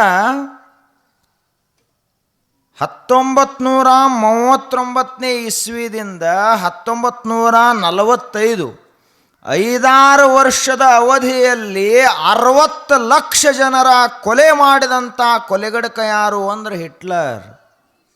ಎಷ್ಟು ಮಂದಿ ಕೊಲೆ ಮಾಡಿದ? ಒಬ್ಬರದು ಇಬ್ಬರದಲ್ಲ, 60 ಲಕ್ಷ ಜನ ಯಹೂದಿಗಳನ್ನು ಕೊಲೆ ಮಾಡಿದ ಹಿಟ್ಲರ್. ಹೆಂಗೆ ಕೊಲೆ ಮಾಡಿದ? ಟ್ರಕ್ನ್ಯಾಗ ತುಂಬಿಕೊಂಡು ಬರ್ತಿದ್ರು ಯಹೂದಿಗಳನ್ನು. ತಂದ ಎಲ್ಲಿ ನೆಲಮಾಳಿಗೆಯಲ್ಲಿ ಒಂದು ಮನೆ ದೊಡ್ಡ ಬಿಲ್ಡಿಂಗ್ ಅದು, ಅದರ ಒಳಗೆ ನೆಲಮಾಳಿಗೆಯಲ್ಲಿ ಅವ್ರನ್ನೆಲ್ಲ ತುಂಬುತ್ತಾ ಇದ್ದ. ಹೆಂಗೆ ತುಂಬುತ್ತಾ ಇದ್ರ ಅಂದ್ರೆ ಕುರಿ ತುಂಬಂಗೆಲ್ಲ ಹಂಗೆ ತುಂಬುತ್ತಿದ್ದ. ಅಷ್ಟೆಲ್ಲ ತುಂಬಿ ಎಲ್ಲ ಪ್ಯಾಕ್ ಮಾಡಿ ವಿಷಗಾಳಿ ವಿಷಾನಿಲವನ್ನು ಒಳಗೆ ತುಂಬಿ ಬಾಗಲ ಹಾಕಿಬಿಡ್ತಿದ್ದ. ಮರುದಿವ್ಸ ಅನ್ನೋದ್ರೊಳಗೆ 1,00,000 ಗಟ್ಟಲೆ 50,000 ಗಟ್ಟಲೆ ಜನ ಸತ್ತು ಹೋಗುತ್ತಿದ್ರು. ಎದಕ್ಕಿದು? ಅವ ಯಹೂದಿ ಅದಾನನ್ನುವಂಥ ಒಂದೇ ಕಾರಣದಿಂದ ಅವರನ್ನು ತಂದು ಕೊಲ್ಲಲಾಗ್ತಾ ಇತ್ತು ಸಾಮೂಹಿಕವಾಗಿ. ಅವಂದು ಒಂದು ಮನಸ್ಸನ ಹಿಟ್ಲರ್ಗೇನನಿಸ್ತು, ಜಗತ್ನಾಗ ಯಹೂದಿ ಒಬ್ಬನೂ ಉಳಿಬಾರ್ದು ಅಂತನಿಸ್ತು, ಕೊಲ್ಲಾಕ್ ಚಾಲೂ ಮಾಡಿದೆ. ಇತಿಹಾಸದು, ಸುಳ್ಳೇನಲ್ಲ. ಅದೇ ರೀತಿಯಾಗಿ ಲಿಬಿಯಾ ದೇಶದಲ್ಲಿ ಒಬ್ಬ ಗದ್ದಾಫಿ ಅಂತಿದ್ದ. ಅವ ಎಷ್ಟು ಕ್ರೂರಿದ್ದ ಅಂದ್ರೆ ಅವನು ಇವನಗತ್ಲೇನೇ ಇದ್ದ. ಅದಕ್ಕೆ ಅವ್ರದೂ ಮನಸ್ಸದಾವ ಮತ್ತು ನಮ್ಮೂ ಮನಸ್ಸದಾವ. ಕೆಲವೊಬ್ಬರು ಮನುಷ್ಯರ ಮನಸ್ಸು ಹೆಂಗಿರ್ತೈತಿ ಅಂದ್ರೆ, ಊರು ಚಲೋ ಬೆಳವಣಿಗೆ ಹೊಂತಂದ್ರೆ ಅವ್ರಿಗೆ ಆಗಿ ಬರಂಗಿಲ್ಲ. ಒಂದು ಚಲೋ ಪ್ರಪಂಚ ನಡೀಲಾಗ್ತಿತ್ತು ಅಂದ್ರೆ ಅದನ್ನು ನೋಡಿ ಇವ್ರಿಗೆ ಆಗಿ ಬರಂಗಿಲ್ಲ. ಯಾವತ್ತೂ ಉಡೆ ಒಳಗೆ ಒಂದು ಮುಟ್ಟಿಗೆ ಅಷ್ಟು ಉಪ್ಪು ಕಟ್ಕೊಂಡು ಅಡ್ಡಾಡ್ತಿರ್ತಾರೆ ಅವರು. ಹಾಲು ಏನು ಒಂದು ಹಂಡೆ ಹಾಲಿದ್ರೆ ಅವ್ರಿಗೇನು ಹೋಗಿತ್ತು, ಒಂದು ಹಾಳು ಉಪ್ಪು ಹೋಗಿತಾರೆ, ಹೋಗಿಬಿಡ್ತಾರೆ. ಅತ್ತಿ ಕರೆದ ಒಂದು ಹೇಳ್ತಾರೆ, ಸೊಸಿ ಏನು ಮಾಡ್ಲತ್ತೇಳಿ ನಿಮಗೆ ಗೊತ್ತೈತೇನ ಅಂತಾರೆ. ಏನು ಅಂತ ಇವ್ರು ಕೇಳ್ತಾರೆ. ನೀನೇ ವಿಚಾರ ಮಾಡಿ, ನಾ ಹೇಳೋದ್ರಾಗ ಏನೈತೆ ಅಂತ ಹೇಳೋದು, ಮುಂದೆ ಹೋಗಿಬಿಡೋದು. ಇನ್ನು ಸೊಸಿ ಕರೆದು ಒಂದು ಹೇಳೋದು, ಅತ್ತಿ ಕರೆದು ಒಂದು ಹೇಳೋದು. ಎಲ್ಲರಿಗೆ ಒಂದೊಂದು ಹೇಳಿ ಮನೆಯನ್ನು ಒಡೆದ 6 ತಿಂಗಳನ್ಯಾಗ ಅತ್ತಿ ಒಂದು ಕಡೆ, ಸೊಸಿ ಒಂದು ಕಡೆ, ಮಗ ಒಂದು ಕಡೆ, ಅಪ್ಪ ಒಂದು ಕಡೆ, ಮನೆ 4 ತುಂಡಾಯಿತು. ಎದರಿಂದ? ಉಪ್ಪಿನ ಹಳ್ಳ. ಇದು ಒಂಥರದ ಮನಸ್ಸನ. ಕೆಲವೊಂದಿಷ್ಟು ಮಂದಿಗೆ ಒಟ್ಟ ಸಮಾಧಾನ ಇರಂಗಿಲ್ಲ. ಅವರಿಗೆ ಮನ್ಯಾಗ ನೀವು ಪಂಚ ಪಕ್ವಾನ್ ಉಣಿಸ್ರಿ, ಮತ್ತು ಹೋಗಿ 4 ಮನೆ ಚುಗುಲಿ ಚಾಡಿ ಹೇಳಿ ಬರಲಿಲ್ಲ ಅಂದ್ರೆ ಸಮಾಧಾನ ಆಗಂಗಿಲ್ಲ. ಅಂಥ ಮಂದಿ ಇರ್ತದೆ. ಇನ್ನು ನೀವು ಇಬ್ಬರು ಯಾರಿಗೂ ಕೇಳಿಸ್ಲಾರ್ದಂಗೆ ಕದ್ಲೇ ಮಾತಾಡ್ಬೇಕು. ಗ್ವಾಡಿ ಕಿವಿ ಹೆಚ್ಚಿ ಕೇಳ್ತಿರ್ತಾರೆ ಅವರು. ಏನು ನಡೆದತ್ತು ಏನೋ, ಇಲ್ಲಿ ಪ್ರವಚನ ಕೇಳಂಗಿಲ್ಲ, ಮೈಕ್ ಹಚ್ಚಿ ಹೇಳತ್ತಿದ್ದೀವಿ ನಾವು. ಆದರೆ ಚಾಡಿ ಮಾತಾ ಕದ್ಲೆ ಹೇಳುವಂಥ ಆ ಮಾತುಗಳನ್ನು ಕಿವಿ ಕೊಟ್ಟು ಕೇಳಿ ಸಾಯುತಕ ನೆನಪಿಡ್ತಾನಂದ್ರೆ ಇದು ಒಂಥರದ ಕೊಳಕು ಮನಸ್ಸಿದು. ಮನಸ್ಸಿನಾಗ ಎಷ್ಟು ವೆರೈಟಿ ಅದಾವ ನೋಡು. ಈಗ ನೀವು ಸಂತಿಗೆ ಹೋದ್ರಿ ಅಂದ್ರೆ ಮಾವಿನ ಸೀಸನ್ ಬತ್ತೇನೆ, ಅವು ರತ್ನಗಿರಿ ಆಪೂಸ್ ಬೇರೆ, ದೇವಗಢ ಆಪೂಸ್ ಬೇರೆ. ಆ ಬಳಿಕ ಮುಂದೆ ಮಳೆಗಾಲ ಬಂದಂಗೆ ಈ ಕಡೆ ಬರ್ತಾವೆ. ಇಷ್ಟು ದಮ್ಮ ಗೊಟ್ಟ ಮ್ಯಾಲೆ ಸ್ವಲ್ಪ ಇರ್ತಾವೆ. ಈ ಕಡೆ ಬಿಜಾಪುರ ಸೈಡ್ದು ಸಬ್ಬಸಿಗೆ ಮಾವತ್ತು ಒಂದು ಇರ್ತೈತಿ. ತಿಂದ್ರಿ ಅಂದ್ರೆ ಸಬ್ಬಸಿಗೆ ಉಂಡಂಗನ, ಅದೇನು ಮತ್ತು ಮಾವಿನಕಾಯಿ ತಿಂದಂಗೆ ಅನ್ಸಂಗಿಲ್ಲ ಅದನ್ನು. ಹಿಂಗೆ ಮಾವಿನಕಾಯಿಯಲ್ಲೇ 100 ಪ್ರಕಾರ ಇರುವಂತೆ ಮನುಷ್ಯರ ಮನಸ್ಸುಗಳಲ್ಲಿ 1000 ಲಕ್ಷ ಕೋಟಿ ಪ್ರಕಾರಗಳದಾವ. ಆದ್ದರಿಂದ ನಮ್ಮ ಮನಸ್ಸನ್ನು ಹೆಂಗದಾವತ್ತು ಪರೀಕ್ಷೆ ಮಾಡ್ಕೋಬೇಕು. ಮಂದಿಗೆ ಪರೀಕ್ಷೆ ಮಾಡ್ಲಿಕ್ಕೆ ಬರಂಗಿಲ್ಲ, ನಮ್ಮ ಮನಸ್ಸು ನಾವು ಪರೀಕ್ಷೆ ಮಾಡ್ಕೋಬೇಕು. ಹಿಂದಿನ ಕಾಲಕ್ಕೆ ಒಬ್ಬ ವ್ಯಾಪಾರಿ ಕಾಡಿನ ದಾರಿಯಿಂದ ಹೋಗ್ತಾ ಇದ್ದ. ಹೋಗುವಾಗ ಒಬ್ಬನೇ ಇದ್ದ. ವ್ಯಾಪಾರಿ ಅಂದ ಕೂಡಲೇ ರೊಕ್ಕನೇ ಇತ್ತು, ಎಲ್ಲನೂ ಇತ್ತು, ಸಾಮಾನುಗಳು ಇದ್ದು. ಆಗಿನ ಕಾಲದಾಗ ಹೊಂಟಿದ್ದವ. ಆಗ ತುಡುಗರು ಭಾಳ, ದರೋಡಕೋರು ಭಾಳ. ಯಾರು ತುಡುಗು ಮಾಡ್ತಾರೋ ಏನೋ ಅಂತ ಅಂಜ್ಕೋತನ ಹೊಂಟಿದ್ದ. ಅವಾಗ ಒಬ್ಬರು ಯಾರೋ ಕಂಡ್ರು, ಯಾರಂತ ನೋಡೋದ್ರೊಳಗಾಗಿ ಅವರು ಸನ್ಯಾಸಿಗಳಿದ್ದು. ಚಲೋ ಆತು, ವಿಶ್ವಾಸಕ್ಕೆ ಯೋಗ್ಯದ ಅಂಥೇಳಿ ಸನ್ಯಾಸಿಗಳಿಗೆ ನಮಸ್ಕಾರ ಮಾಡಿ, ಎಲ್ಲಿ ಹೊಂಟ್ರಿ? ನಾನು ಇಂಥ ಊರಿಗೆ ಹೊಂಟೇನಿ, ನಡ್ರಿ ಅಂಥೇಳಿ ಅವರು ಇವರು ಜೋಡಾಗಿ ಹೊಂಟ್ರು. ಮಧ್ಯಾಹ್ನ 1 ಗಂಟೆ ಆಯಿತು. ಒಂದು ಗಿಡದ ಕೆಳಗೆ ಕುಂತರು. ಹಸುವಾಯಿತು. ಸನ್ಯಾಸಿದ ಜೋಳಿಗಿತ್ತು, ಇವೊಂದು ಬುತ್ತಿತ್ತು. ಇವ ತನ್ನ ಬುತ್ತಿಯನ್ನು ಬಿಚ್ಚಿದ. ಸನ್ಯಾಸಿಗಳು ಜೋಳಿಗೆಯನ್ನು ಕೆಳಗಿಟ್ಟು ಏನೈತೆ ಅದ್ರಾಗ ತಿನ್ಲಾಕ ಯೋಗ್ಯ ಆದ ಅಂತ ನೋಡ್ಲಾ ಹತ್ತಿದ್ರು. ಅವ್ರು ಏನೇನೋ ನೋಡಿದರು. ಇವು ರೊಟ್ಟಿ ಅದು ಇದು ತಂದಿದ್ದ. ಒಂದೆರಡು ರೊಟ್ಟಿ ಸಾಧುಗಳಿಗೆ ಕೊಟ್ಟ. ಜೋಳಿಗ್ಯಾಗ ಮತ್ತೇನೈತಿ ಅಂತ ನೋಡೋದ್ರೊಳಗೆ ಒಂದು ಕಲ್ಲು ಹೊಳೆಯುವಂತಹ ಕಲ್ಲ. ವ್ಯಾಪಾರಿ ಕಂಡಿತು. ಇದೇನ್ರಿ ನಿಮ್ಮ ಜೋಳಿಗೆ ಒಳಗೆ ಕಲ್ಲ ತವ ಅಂದ. ವ್ಯಾಪಾರಿ ಇದ್ದ, ಅವ್ನು ಗೊತ್ತಿತ್ತಿದ್ದು ಏನೈತೆ. ಅವಾಗ ನಿನಗೆ ಬೇಕನಿ ಕಲ್ಲು ಅಂತ ಕೇಳಿದ್ರು ಅವ್ರು. ಕೊಟ್ರೆ ಚಲೋ ಆಕತ್ರಿ ಅಂದವ. ಹೋಗಿದ್ರು ಅವ್ರು ಸಾಧುಗಳು. ಆಯಿತು, ಅವರು ಪ್ರಸಾದ ಮಾಡಿದರು, ಇವನು ಮಾಡಿದ.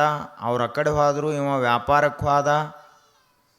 ಮುಂದದೇನು ಕಲ್ಲು ಕೊಟ್ಟಿದ್ರೆ ಅದು ಕಲ್ಲಿರಲಿಲ್ಲ, ವಜ್ರದ ಹರಳಿತ್ತದ, ಅಷ್ಟು ದೊಡ್ಡದು.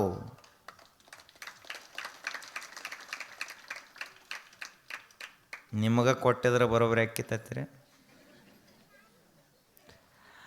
ಅದನ್ನು ವಜ್ರದ ಅಂಗಡಿಗೆ ಹೋಗಿ ಮಾರಾಟ ಮಾಡಿದ್ರೆ 10 ಕೋಟಿ ರೂಪಾಯಿ ರೊಕ್ಕ ಬತ್ತು. ಮನಿ ಶ್ರೀಮಂತ ಆಯಿತು, ಅಂಗಡಿ ಬೆಳೀತು, ವ್ಯಾಪಾರ ಬೆಳೀತು.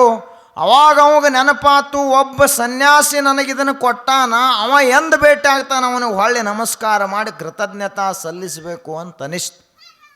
ಅವಾಗ ತನ್ನ ಆಳ ಮನುಷ್ಯರಿಗೆಲ್ಲ ಹೇಳಿಟ್ಟಿದ್ದ. ಒಂದು ದಿನ ಒಬ್ಬ ಓಡ್ಕೋತ ಬಂದ. ಆ ಸಾಧುಗಳು ಇಲ್ಲೇ ನಮ್ಮ ಊರು ಮಗ್ಲಾಗ ಹಾಸಿ ಹೊಂಟಾರ ನಡ್ಕೋತ ಅಂತ ಹೇಳಿದವ. ಆಗ ಇವ ವ್ಯಾಪಾರಿ ಓಡ್ಕೋತ ಹೋಗಿ ಸನ್ಯಾಸಿಗಳಿಗೆ ಸಾಷ್ಟಾಂಗ ನಮಸ್ಕಾರ ಮಾಡಿದ. ಗುರುಗಳೇ, ನೀವು ನಾವು ಒಂದು ದಿವಸ ದಾರ್ಯಾಗ ಇಬ್ಬರು ಜೋಡಿಯಾಗಿ ನಡ್ಕೋತದ್ದು ನೆನಪೈತೋ ಇಲ್ಲೋ ಅಂತ ಕೇಳಿದ.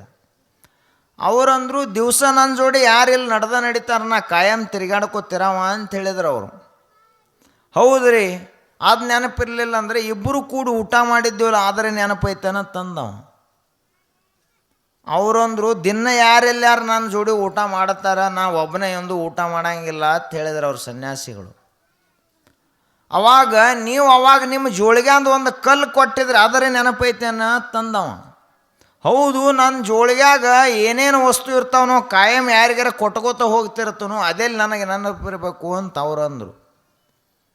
ಅವಾಗ ಇವ ಅಂದ, ನೀವು ನನಗೆ ಅಂದು ಒಂದು ಕಲ್ಲು ಕೊಟ್ಟಿದ್ರಿ, ಅದು ಕಲ್ಲಲ್ಲ ವಜ್ರದ ಹರಳಿತ್ತು. ಅದನ್ನು ಮಾರಾಟ ಮಾಡಿ ನಾ ಇವತ್ತಿಟ್ಟು ಶ್ರೀಮಂತ ಆಗೇನಿ ಅಂದ ಕೂಡಲೇ ಅವರಂದರು, ಇನ್ನೊಂದು ಕಲ್ಲು ಐತೆ ನೋಡ್ಲೇನು ಜೋಳಿಗೆ ಆಗತ್ತಂದ್ರು ಅವರು. ಅವಾಗ ಬ್ಯಾಡ್ರಿ ಗುರುಗಳೇ, ನನಗೆ ವಜ್ರದ ಅದೇನ ಕಲ್ಲಿನಂಥ ವಜ್ರ ಅದನ್ನೇನು ಕೊಟ್ರಲ್ಲ, ಅಂಥ ವಜ್ರ ಕೊಡ್ಲಾಕ ಹೋಗಬೇಡ್ರಿ. ಕೇಳಿದ ತಕ್ಷಣ ಕೊಡುವಂಥ ವಜ್ರದಂಥ ಮನಸ್ಸು ಕೊಟ್ಟು ಬಿಡ್ರಿ ಸಾಕು ಅಂತ ಹೇಳಿದವ. ನೋಡ್ರಿ, ನಾವೆಲ್ಲ ಬರೀ ಬೇಡ್ಕೋತೀವಿ, ಗುಡಿಗೆ ಹೋಗಿ ಕೊಡು, ಅದನ್ನು ಕೊಡು, ಇದನ್ನು ಕೊಡು. ಅವ ದೇವ್ರ ತಾನ ಏನು ಕಿರಿಕಿರಿ ಪಾಯ ಅವ್ರದು. 3 ಗಂಟೆ ಕಟ್ಟ್ಯಾರ ಒಟ್ಟು ದೊಡ್ಡ ಬಂದ ಕೂಡಲೇ ಒಂದು ಹೊಡಿತಾರೆ. ಬಂದನೆ ಗುಡಿಯಾಗ ಬೇಡ್ಲಕ್ಕತ್ತ. ಅದು ಆವಿ ಚಿತ್ರ ಮಾಡಿರ್ತಾರಲ್ಲ, ಅಲ್ಲೊಂದು ಜೋರ್ಲೆ ಹೊಡಿತಾರೆ. ಮುಂದೆ ಅಲ್ಲಿ ಸಮೀಪ ಹೋಗಿ ಮತ್ತೆ ಅಲ್ಲಿ ಒಬ್ಬ ದೊಡ್ಡ ಸಾವುಕಾರ ಕಟ್ಟಿರ್ತಾನೆ, ಆ ಗಂಟೆ ಒಂದು ಬಿಡಿತಾರೆ. ತಂದಿರ್ತಾರ ಉಪ್ಪ ಎಣ್ಣೆ. ಏನು ತಂದಿರ್ತಾರ? ಅದು ಉಪ್ಪು ತಿಂದು ಬಿ ಪಿ ಏರ್ಬೇಕು ಅವ ದೇವರಿಗೆ. ಮನ್ಯಾಗ ಸುಟ್ಟು ಒಟ್ಟ ಕೌಂಟಾಗಿರ್ಬೇಕು ಅಂಥ ಎಣ್ಣೆ ತಂದಿರ್ತಾರೆ ದೇವ್ರಿಗೆ ಹಾಕ್ಲಿಕ್ಕೆ. ಏನು ಚಲೋ ತುಪ್ಪದು ತರ್ತಾರ. ಅಟ್ಟ ಹಾಕಿ ಏನು ಬಿಡ್ಕೋತಾರ? ದೇವ್ರ, ನಮ್ಮ ಎಮ್ಮೆ ಹಿಂಡವಲ್ದು, ಅವ ಈ ಕೌಂಟ್ ಎಣ್ಣೆ ತಿಂದಿನಿ, ಇವ್ರಿಗೆ ಎಮ್ಮೆ ಹಿಂಡಿಸ್ಬೇಕು. ಅವ ದೊಡ್ಡ ಪಜೀತಿ ದೇವ್ರ. ಆ ಬಳಿಕ ಇನ್ನೊಬ್ಬರು ಬರ್ತಾರ. ಅವ್ರು ಒಂದು ದಾರ ತಂದು ಕಟ್ತಾರೆ ಅವ್ರ ಗಿಡಕ್ಕೆ. ಇಟ್ಟು ಕಟ್ಟಿ ಈ ದಾರ ಹರಿಯೋದ್ರೊಳಗೆ ನನ್ನ ಮನೆ ಮುಗಿಬೇಕಂತ ಹೇಳ್ತಾನ. ಈ ಆಲ್ದ ಗಿಡ ಅದು ಎಷ್ಟು ಸುತ್ತಾರ ನೋಡಿರಲ್ಲಿ, ಎಷ್ಟು ಸುತ್ತುದು.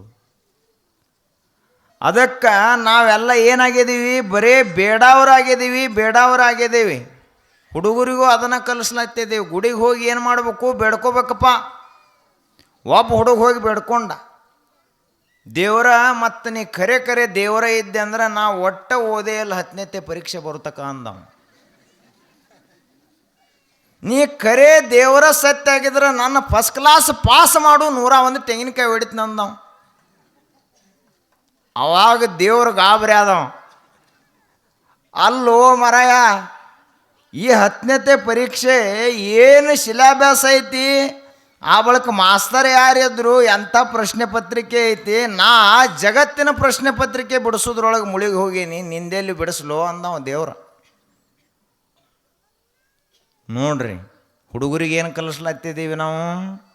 ಓದಪ್ಪ, ಕೊನೆ ದಿವಸ ಹೋಗಿ ದೇವ್ರಿಗೆ ನಮಸ್ಕಾರ ಮಾಡು, ಚಲೋ ನೆನಪಿನ ಶಕ್ತಿ ಕೊಡು, ಬರೆಯುವಂಥ ಶಕ್ತಿ ಕೊಡು. ಇದನ್ನು ನಾವು ದೇವರಲ್ಲಿ ಬೇಡ್ಕೋಬೇಕು.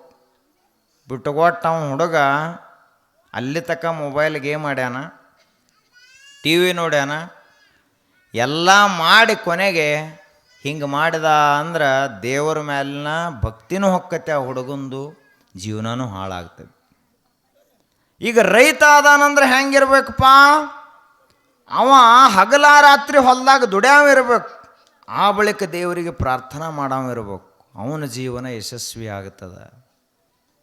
ಅದಕ್ಕಾಗಿ ಮನುಷ್ಯನೇ ನಿನ್ನ ಮನಸ್ಸೇನೈತಲ್ಲ ಅದು ಉದಾರ ಆಗಬೇಕು, ಸ್ವಚ್ಛ ಆಗಬೇಕು, ಒಳ್ಳೆಯವನಾಗಬೇಕು, ನೀನು ದೊಡ್ಡವನಾಗಬೇಕು. ಎಷ್ಟು ದೊಡ್ಡವನಾಗಬೇಕು ಅಂದ್ರೆ ಅಹಂ ಬ್ರಹ್ಮಾಸ್ಮಿ ಅನ್ನುವಷ್ಟು ದೊಡ್ಡವನಾಗಬೇಕು. ಚಿದಾನಂದ ರೂಪ ಶಿವೋಹಂ ಶಿವೋಹಂ ಅನ್ನುವಷ್ಟು ದೊಡ್ಡವಾಗಬೇಕು. ನಿಜವಾಗಿಯೂ ನಾವು ಯಾರೂ ಖೋಜಾನ ಮಾಡ್ಯವ್ರಲ್ಲ. ಅದೀವನ್ ಇದ್ದೀವಂದ್ರೆ 70 ವರ್ಷ ಮೊದಲು ಎಲ್ಲಿದ್ದೀವಿ ನಾವು? 70 ವರ್ಷ 80 ವರ್ಷ ಹೋಗಲಿ, ಒಂದು 150 ವರ್ಷದಿಂದ ಯಾರು ಒಬ್ರು ಇದ್ರೇನಿಲ್ಲ? ಏನೂ ಇಲ್ಲ. 150 ವರ್ಷ ಹಿಂದೆ, 100 ವರ್ಷದ ಹಿಂದೆ ಒಬ್ಬರು ಇರಲಿಲ್ಲ. ಈಗಿದ್ದವರು ಬಂದವರದೀವಿ ಎಲ್ಲರೂ ಈ ಊರಿಗೆ. ಕೆಲವೊಬ್ಬರು ಇಲ್ಲೇ ಹುಟ್ಟ್ಯಾರ, ಕೆಲವೊಬ್ಬರು ಬೇರೆ ಕಡೆ ಹುಟ್ಟಿ ಇಲ್ಲಿ ಬಂದಾರ.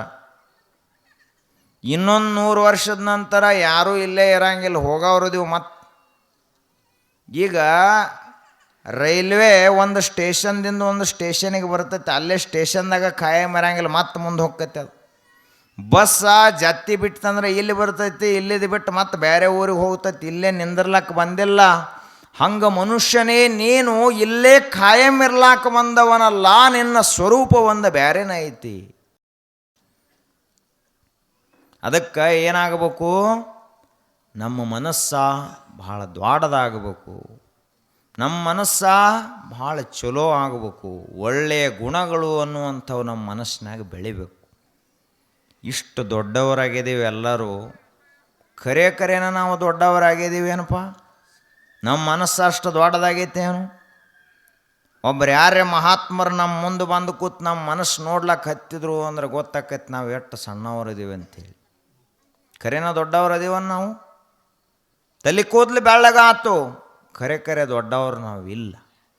ಒಂದು ಸಣ್ಣ ಹುಡುಗನಿಗಿರುವಂಥ ಒಂದು ಶಿಷ್ಟಾಚಾರ, ಸಂಸ್ಕಾರ, ಅವನಲ್ಲಿರುವಂಥ ಭಕ್ತಿ, ಅವನಲ್ಲಿರುವಂಥ ಮನಸ್ಸಿನ ಸ್ವಚ್ಛತೆ ಹಿರಿಯನಾದಂಥ ನಿನಗಿರಲಿಲ್ಲ ಅಂದ್ರೆ ನಿನಗೆ ಹೆಂಗೆ ದೊಡ್ಡವ ಅಂತ ಕರಿಬೇಕಪ್ಪ? ತಲೆ ಕೂದಲು ಬೆಳ್ಳಗಾದ ಮಾತ್ರಕ್ಕೆಲ್ಲ ದೊಡ್ಡವರಾಗ್ತಾರೆ ಏನು?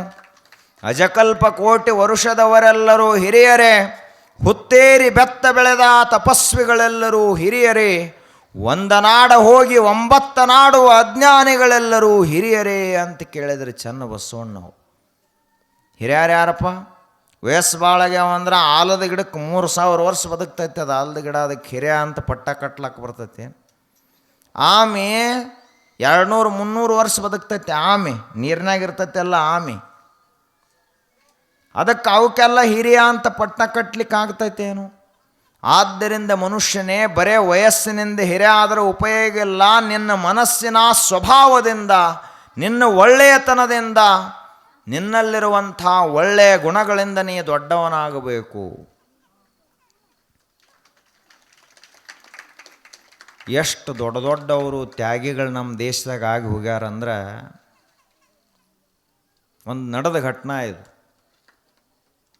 ನಮ್ಮ ದೇಶದಲ್ಲಿ ರೈಲ್ವೆ ಬಹಳ ಹಿಂದೆ ಬ್ರಿಟಿಷರ ಕಾಲಕ್ಕೇನಾಯಿತು, ಮಳೆಗಾಲದ ಸಂದರ್ಭ ಜೋರಾಗಿ ಮಳೆ ಬರ್ತಾಯಿತ್ತು. ಈ ಮುಂಗಾರಿ ಮಳೆ ಭಾಳ ಜೋರು ಇರ್ತಾವೆ. ಆ ಮಳೆ ಬರೋ ಸಂದರ್ಭದೊಳಗೆ ಟ್ರೇನ್ ಬರ್ತಾ ಇತ್ತು, ಭಾಳ ವೇಗವಾಗಿ ಬರ್ತಾ ಇತ್ತು.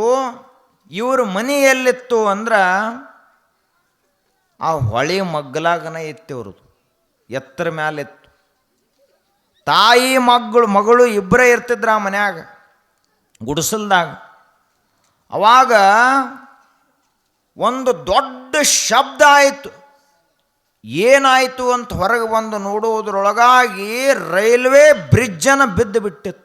ಅಷ್ಟು ದೊಡ್ಡ ಪ್ರಮಾಣದ ಬ್ರಿಡ್ಜ ಪ್ರವಾಹದಿಂದ ಕೊಚ್ಚಿ ಹೋಗಿಬಿಟ್ಟಿತ್ತು. ಅವಾಗ ಮನ್ಯಾಗ ಕಂದಿಲಿತ್ತು, ಟೈಮ್ ನೋಡಿದ್ರು 12 ಗಂಟೆ. ಇನ್ನೊಂದು ಅರ್ಧ ತಾಸಿಗೆ ಸಾವಿರಾರು ಜನರನ್ನು ತುಂಬಿಕೊಂಡು ಒಂದು ದೊಡ್ಡ ಟ್ರೇನ ರೈಲ್ವೆ ಬರುವುದದ. ಬಂತಂದ್ರೆ ನೇರವಾಗಿ ನದಿಯಲ್ಲಿ ಅವರೆಲ್ಲ ಸತ್ತು ಹೋಗಿಬಿಡ್ತಾರ ಅಂತ ತಿಳ್ಕೊಂಡು ಅವ್ರ ಅವನನ್ನು ಎಬ್ಬಿಸಿದ್ಲು ಆ ಹೆಣ್ಮಗಳು, ಆ ತಂಗಿ ಎಬ್ಬಿಸಿ ಏನು ಹೇಳಿದ್ಲು, ನಾವು ಆ ಟ್ರೇನ್ ಅಲ್ಲೈತಲ್ಲ ಹೆಂಗರೆ ಮಾಡಿ ಅಲ್ಲೇ ನಿಂದ್ರಿಸ್ಬೇಕದನ್ನು, ಇರಲಿಲ್ಲ ಅಂದ್ರೆ ಅಷ್ಟೆಲ್ಲ ಜನ ಸತ್ತು ಹೋಗ್ತಾರೆ. ಅವಾಗ ಹೆಣ್ಮಗಳು ಏನು ಮಾಡಿದ್ಲು, ಹಾಗಾದ್ರೆ ಏನು ಮಾಡೋದು, ಆಗಿನ ಕಾಲದಲ್ಲಿ ಈಗಿನ ಗತ್ಲೆ ಬೆಳಕಿರಲಿಲ್ಲ, ಉರಿ ಹಚ್ಚೋದು ಹಿಂಗೆ ತೋರಿಸಿದೀವಂದ್ರೆ ಇಲ್ಲಿ ಏನೋ ಅವಘಡ ಆಗೈತಿ ಅಂತ ಗೊತ್ತಾಗ್ತದೆ ಅಂಥೇಳಿ ಉರಿ ಹಚ್ಚಿದ್ರಿ. ಎದಕ್ಕೆ? ತಮ್ಮ ಮೈ ಮೇಲಿರುವಂಥ ಬಟ್ಟೆಗಳನ್ನೇ ಹರಿದು ಅವುಗಳಿಗೆ ಒಂದು ಕಟ್ಟಿಗೆ ಸುತ್ತಿ ಹಿಂಗೆ ಬಿಸ್ಕೋತ್ ನಿತ್ರ ಹಳಿ ಮ್ಯಾಲ ಕಡೆ ದೂರ. ಅದು ಆಗಿನ ಕಾಲ ಟ್ರೇನ ಸ್ವಲ್ಪ ತಡ ಆತ ಬರ್ಲಾಕ, ಎಲ್ಲ ಅರಿವುಗಳೆಲ್ಲ ಅದನ್ನು ಹಾಕಿ ಸುತ್ತಿ ಮಾಡಿ ಹಂಗೆ ಉರಿ ಹಚ್ಕೋತಾ ಇದ್ರು. ಮೈ ಮ್ಯಾಲ ಸ್ವಲ್ಪ ಅರಿವು ಉಳಿತು, ಅವಾಗ ಟ್ರೇನ್ ಬತ್ತದು. ಅವ ಟ್ರೇನ್ ನಡೆಸುವಂಥ ಚಾಲಕ ಅದನ್ನು ನೋಡಿ ಅಲ್ಲೇ ಟ್ರೇನ್ ನಿಲ್ಲಿಸಿದ. ಆ ಬಳಿಕ ಯಾಕೆ ಟ್ರೇನ್ ನಿಲ್ಲಿಸಿದ ಅಂತ ಟ್ರೇನ್ನಾಗ ಇದ್ದವರೆಲ್ಲ ನೋಡಿದ್ರೆ, ಅವನು ಟ್ರೇನ್ ಚಾಲಕ ಬಂದು ನೋಡಿದ್ರೆ ದೊಡ್ಡ ಬ್ರಿಡ್ಜ್ ಬಿದ್ದು ಬಿಟ್ಟೈತಿ. ಅವಾಗ ಆ ತಾಯಿ ಮತ್ತು ಮಗಳು ಇಬ್ಬರಿಗೆ ಏನು ಮಾಡಿದ್ರು, ಇಡೀ ಟ್ರೇನ್ನಾಗಿದ್ದವರೆಲ್ಲ ಅಂದ್ರೆ ತಮ್ಮ ಹತ್ತಿರ ಏನು ವಸ್ತು ಒಡವೆಗಳು ಬಂಗಾರ ಬೆಳ್ಳಿ ಎಷ್ಟು ವಸ್ತ್ರಗಳಿದ್ವಲ್ಲ ಎಲ್ಲವನ್ನ ತಂದ ದಾನ ಮಾಡಿ ಅವರನ್ನು ಮಹಾತ್ಮರು ಅನ್ನುವಂಗೆ ಸತ್ಕಾರ ಮಾಡಿದರು. ಇದು ನಮ್ಮ ದೇಶದಾಗ ನಡೆದ ಘಟನೆ. ಇದು ಮನಸ್ಸು ಹೆಂಗದವರದು, ಏನು ಬಿದ್ದ ಸತ್ರ ಸಾಯಲಿ ಬಿಡತ್ತನ್ನುವಂತಹ ಜನ ಎಲ್ಲಿ, ಅವರ ಪ್ರಾಣ ಉಳಿಸಬೇಕು ಅನ್ನುವಂತಹ ಜನ ಎಲ್ಲಿ. ಇನ್ನು ಕೆಲವೊಂದಿಷ್ಟು ಜನ ಬ್ಯಾಸಿಗೆ ಬತ್ತು ಅಂದ್ರೆ ಹಾಳಾಗಲಿ ಮಕ್ಕಳದೆಲ್ಲ ಅಂತ ತಿಳ್ಕೊಂಡು ಬಣವಿಗೆ ಉರಿ ಹಚ್ಚಿ ಬರೋ ಮಂದಿನೂ ಐತಿ. ಇಲ್ಲತ್ತೇನಲ್ಲ, ಮತ್ತು ಆಗಿದ್ರು ಈಗಿಲ್ಲ ತಿಂಗೂ ಅಲ್ಲ, ಹೋಗೋಗ್ತನ ಪೈಪ್ ಹೊಡೆದು ಹೋಗಿಬಿಡ್ತಾರ. ಇನ್ನು ಬ್ಯಾಸಿಗೆ ಬತ್ತಲ ನೀರಿನ ತ್ರಾಸು ಭಾಳ. ಅವೊಬ್ಬ ಒಂದು 5 ಕೋಟಿ ಲೀಟ್ರದ್ದು ದೊಡ್ಡ ಶೇತ್ ತಲಾವ್ ಮಾಡಿದ್ದ, ದೊಡ್ಡ ಹೊಂಡ ಮಾಡಿದ್ದ. ನಡೆದದ್ದ, ಮತ್ತು ಸುಳ್ಳು ಯಾಕೆ ಹೇಳು ನಾವರೇ. ದೊಡ್ಡ ಹೊಂಡ ಮಾಡಿದ್ದು. 8 ಲೀಟ್ರ್ ನೀರ, 5 ಕೋಟಿ ಲೀಟ್ರ್ ನೀರು ಹಿಡಿಯುವ ಹೊಂಡದು. ಇವರೆಲ್ಲ ಹೊಂಡ ತುಂಬಿಸಿರು. 2-3 ತಿಂಗಳು ಹತ್ತತ್ತೆ ಅದಕ್ಕೆ. 2-3 ಬೋರ ಕೆರೆ ಆ ಕಡೆ ಈ ಕಡೆ ತಂದು ತುಂಬಿಸಿಟ್ಟಿದ್ದ ನಾವು. ಪಾಪ ಒಂದು 10-20 ಎಕರೆ ದ್ರಾಕ್ಷಿ ಅದು ಇದು ಏನೇನೋ ಬೆಳೆ ಮಾಡಿದ್ದ. ಅವನು ನೋಡ್ರೆ ಒಬ್ಬ ಒಟ್ಟ ಆಗ್ತಿರ್ಲಿಲ್ಲ ಹುಟ್ಟಿನಿಂದ ಇಲ್ಲಿ ತಕ. ಅವ ಏನು ಮಾಡಿದ, ಚಲೋ ಒಂದು ಹಾರಿ ಒಲ್ಯಾಗ ಹೋಗೋದು ಕಾಶಿ ರಾತ್ರಿ ಬಂದು ಸಿಟ್ಟಿಗೇರಿ ಒಮ್ಮೆ ಹಿಂಗೆ ಒಗದ್ರೆ ಮುಂಜಾನೆ ಅನ್ನೋದ್ರೊಳಗಾಗಿ ಹೊಂಡೆಲ್ಲ ಖಾಲಿ, ನೀರೆಲ್ಲ ಖಾಲಿಯಾಗಿ ಹೋತು. ನಿನಗೂ ಉಪಯೋಗ ಇಲ್ಲ, ಹಂಗೂ ಉಪಯೋಗ ಇಲ್ಲ, ದೇಶಕ್ಕೂ ಉಪಯೋಗ ಇಲ್ಲ. ಇದು ಒಳ್ಳೆಯ ಕೆಲಸನೂ ಅಲ್ಲ. ಇಂಥ ಪಾಪದ ಕೆಲಸ ಮಾಡುವಂಥ ಮನುಷ್ಯನೇ ರಾಕ್ಷಸ ಅಂತ ಕರೀತಾರೆ ಇವರಿಗೆ. ಮನುಷ್ಯರೇನವರು. ಇನ್ನು ಕೆಲವೊಬ್ಬರು ವಿಷ ಹಾಕಿದ್ರು, ಅದು ಅವ್ರದ್ದು ಮನಸ್ಸನ. ಎಷ್ಟು ಜನರಿಗೆ ವಿಷ ಉಣಿಸಿಲ್ಲ. ಆದ್ದರಿಂದ ನಾವು ಏನಾಗಬೇಕು, ಸುಧಾರಿಸಬೇಕು. ಇದನ್ನೆಲ್ಲ ನೋಡಿ ಏನು ಕಲಿಬೇಕು ಅಂತ ಕೇಳಿದ್ರೆ, ಇನ್ನೊಬ್ಬರಿಗೆ ಕೆಟ್ಟದ್ದನ್ನು ಎಂದಿಗೂ ಮಾಡ್ಲಕ್ಕೆ ಹೋಗಬಾರ್ದು.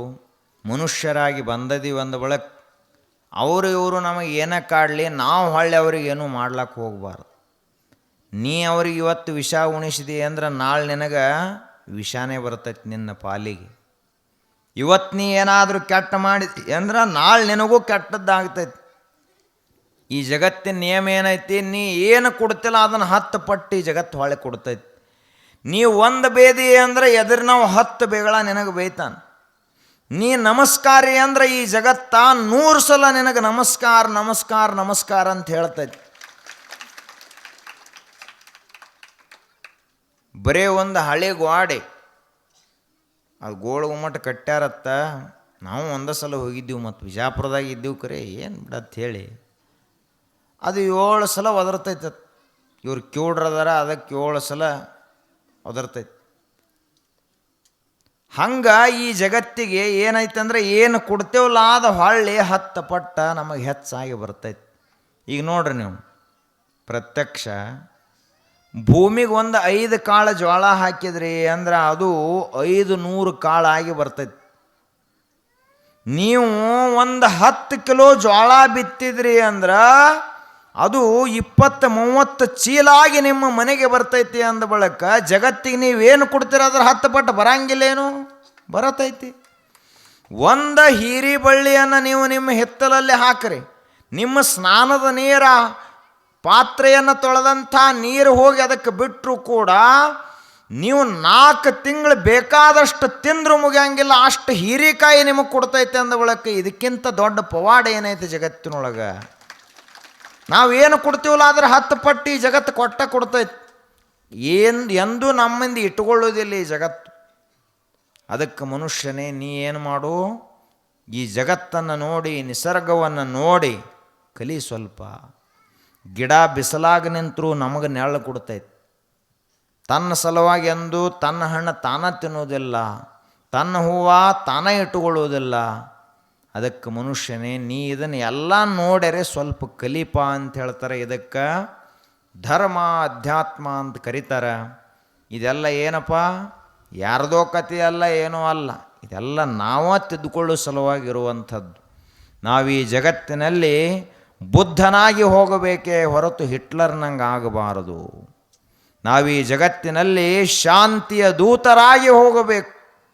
ಬಸವಣ್ಣನವರಂಥ ಭಕ್ತಿ ಭಾಂಡಾರಿಗಳಾಗಬೇಕೇ ಹೊರತು ಕೊಂಡೆಯ ಮಂಚಣ್ಣನಂತೆ ಆಗಬಾರದು. ಇಬ್ಬರ ಹೆಸರನ್ನು ಜಗತ್ತಿಗೆ ನೆನಪೈತಿ. ಒಬ್ಬರು ದೇವರಾಗಿ ಹೋದರು, ಇನ್ನೊಬ್ಬರು ರಾಕ್ಷಸರಂತೆ ಬದುಕಿ ಹೋದರು. ಧರ್ಮರಾಜನ ಹೆಸರನ್ನು ಜಗತ್ತು ನೆನಪಿಟ್ಟೈತಿ, ದುರ್ಯೋಧನನ ಹೆಸರನ್ನು ಜಗತ್ತು ನೆನಪಿಟ್ಟೈತಿ. ಯಾಕೆ ನೆನಪಿಟ್ಟೈತಿ ಅಂದ್ರೆ ಹಿಂಗೆ ಮಾಡಬೇಕು, ಬದುಕರ ಹಿಂಗೆ ಬದುಕಬೇಕು ಅಂತ ಧರ್ಮರಾಜನ ಹೆಸರು ನೆನಪಿಟ್ಟದ. ಹಿಂಗೆ ಒಟ್ಟ ಬದುಕಬಾರದು ಜಗತ್ತಿನೊಳಗೆ ಅಂತ ತಿಳ್ಕೊಂಡು ದುರ್ಯೋಧನನ ಹೆಸರನ್ನು ನೆನಪಿಟ್ಟೈತಿ. ಆದ್ದರಿಂದ ನಾವು ಚಲೋ ಮಾಡಿದರೂ ಉಳಿತೀವಿ, ಕೆಟ್ಟ ಮಾಡಿದರೂ ಉಳಿತೀವಿ. ಹಂಗಂತ ತಿಳ್ಕೊಂಡು ಕೊಲೆ ಮಾಡಿ ಜೈಲಿಗೆ ಹೋಗ್ಲಕ್ಕೆ ಹೋಗಬಾರ್ದು. ಮತ್ತು ಈ ಕೆಲವೊಬ್ಬರು ತಲೆಯಾಗಿರ್ತೈತಿ, ನಾ ಏನಾರೇ ಮಾಡಿ ಜಗತ್ತಿನಾಗ ಒಟ್ಟು ಪ್ರಸಿದ್ಧ ಆಗಬೇಕು. ಅವರು ಭಯೋತ್ಪಾದಕರು ಅದಾರಲ್ಲ, ಈಗ ಅವ್ರೇನು ಮಾಡ್ತಾರೆ, ಏನಾರೇ ಮಾಡಿ ಪ್ರಸಿದ್ಧ ಆಗ್ಬೇಕಂತ ತಿಳ್ಕೊಂಡು ದೊಡ್ಡ ಹೋಟೆಲ್ಗೆ ಬಾಂಬ್ ಹಾಕಿಬಿಡ್ತಾರೆ, ರೈಲ್ವೆ ಸ್ಟೇಷನ್ಗೆ ಬಾಂಬ್ ಹಾಕೋದು, ಏರ್ಪೋರ್ಟಿಗೆ ಬಾಂಬ್ ಹಾಕೋದು, ಸಂಸತ್ತಿನ ಮೇಲೆ ಬಾಂಬ್ ಹಾಕೋದು. ಅವ್ರ ಹೆಸರನ್ನು ನೆನಪಿಡ್ತಾರೆ. ಆದರೆ ಅದು ಜಗತ್ತಿನಲ್ಲಿ ಕುಖ್ಯಾತವಾದಂಥ ಹಿಸ್ಟ್ರಿ ಅದು. ಅದಕ್ಕೆ ನಾವೇನಾಗಬೇಕು, ಚಲೋ ಮನುಷ್ಯರಾಗಿ ಜಗತ್ತಿನಲ್ಲಿ ಬಾಳಬೇಕು, ಒಳ್ಳೆಯವರಾಗಿ ಬದುಕಬೇಕು. ಮನ್ಯಾಗ ಒಳ್ಳೆಯವನಾಗಬೇಕು ಮೊದಲು. ಊರಾಗೆಲ್ಲ ಜನ ಒಳ್ಳೆಯವ್ರಂದ್ರು ಮನ್ಯಾಗ ಹೋದ ಕೂಡಲೇ ಎದಕ್ಕೆ ಬದುಕಿದೆಯಾ ತವರುತ್ತಾರೆ. ಹಂಗಾಗಬಾರದು. ಊರಿಗೆಲ್ಲ ನ್ಯಾಯ ಹೇಳಕ್ಕೆ ಹೊಕ್ಕನವ, ಮನ್ಯಾಗನ ಸುದ್ದಿಲ್ಲ. ಆದ್ದರಿಂದ ಮೊಟ್ಟ ಮೊದಲ ನಿನ್ನ ಮನ್ಯಾಗ ನಿನಗೆ ಜನ ಹೌದು ಹೌದನ್ನಂಗೆ ನೀವು ಬದುಕಬೇಕು. ಆ ಬಳಿಕ ಓಣ್ಯಾನ ಜನಾರೇ ಹೌದನ್ನಂಗೆ ಬದುಕಬೇಕು. ಕೆಲವೊಂದಿಷ್ಟು ಮಂದಿ ಜಗಳಾಡ್ತಿರ್ತಾರೆ, ಬೈದಾಡ್ತಿರ್ತಾರೆ, ಓಣಿಗೆ ವಾಜ್ಯಾಗಿ ಹೋಗಿರ್ತಾರೆ. ಹಂಗೂ ಬದುಕಲಕ್ಕೆ ಹೋಗಬಾರದು. ಅಂಥ ಮನೇನೂ ಇರ್ತಾವೆ, ಮತ್ತಿಲ್ಲಂತಲ್ಲ. ಇನ್ನು ನಾವೇನಾಗಬೇಕು ಅಂದ್ರೆ ಊರಿನಲ್ಲಿ ಒಳ್ಳೆಯವರಾಗಿ ಬದುಕಬೇಕು. ಇನ್ನಷ್ಟು ಸಾಧ್ಯತ್ತು ಅಂದ್ರೆ ಒಂದು ತಾಲೂಕಾ ಜಿಲ್ಲಾ ಇಡೀ ದೇಶಕ್ಕೆ ಒಳ್ಳೆಯವರಾಗಿ ಝಾನ್ಸಿ ರಾಣಿ ಹಂಗ, ಅಕ್ಕ ಮಹಾದೇವಿಯ ಹಾಗೆ, ಹಿಂಗೆ ದೊಡ್ಡ ದೊಡ್ಡ ಮಹಾತ್ಮರ ಹಾಗೆ ಬದುಕಬೇಕು. ನಮ್ಮೆಲ್ಲರಲ್ಲಿ ಅಂಥ ಗುಣಗಳು ಬರಲಿ, ನಮ್ಮ ಮನಸ್ಸು ಸ್ವಚ್ಛ ಆಗಲಿ. ನಾವು ಕ್ರೂರಿಗಳಾಗದೆ ದಯಾವಂತರಾಗಬೇಕು. ನಾವು ಕ್ರೋಧಿಗಳಾಗದೆ ಶಾಂತಿವಂತರಾಗಬೇಕು. ನಾವು ಲೋಭಿಗಳಾಗದೆ ದಾನಶೀಲರಾಗಬೇಕು. ಆದ್ದರಿಂದ ನಾವೆಲ್ಲ ಸುಧಾರಿಸ್ತಾ ಹೋಗೋಣ ಅನ್ನುವಂಥ ಮಾತನ್ನು ಹೇಳ್ತಾ, ಇಲ್ಲಿಯವರೆಗೆ ಶಾಂತ ಚಿತ್ತದಿಂದ ಕೇಳಿದ್ದಕ್ಕಾಗಿ ತಮ್ಮೆಲ್ಲರಿಗೆ ಮತ್ತೊಮ್ಮೆ ವಂದನೆಗಳನ್ನು ಸಲ್ಲಿಸಿ 2 ಮಾತುಗಳು ಗುರುದೇವರ ದಿವ್ಯ ಚರಣಗಳಿಗೆ ಸಮರ್ಪಿತ.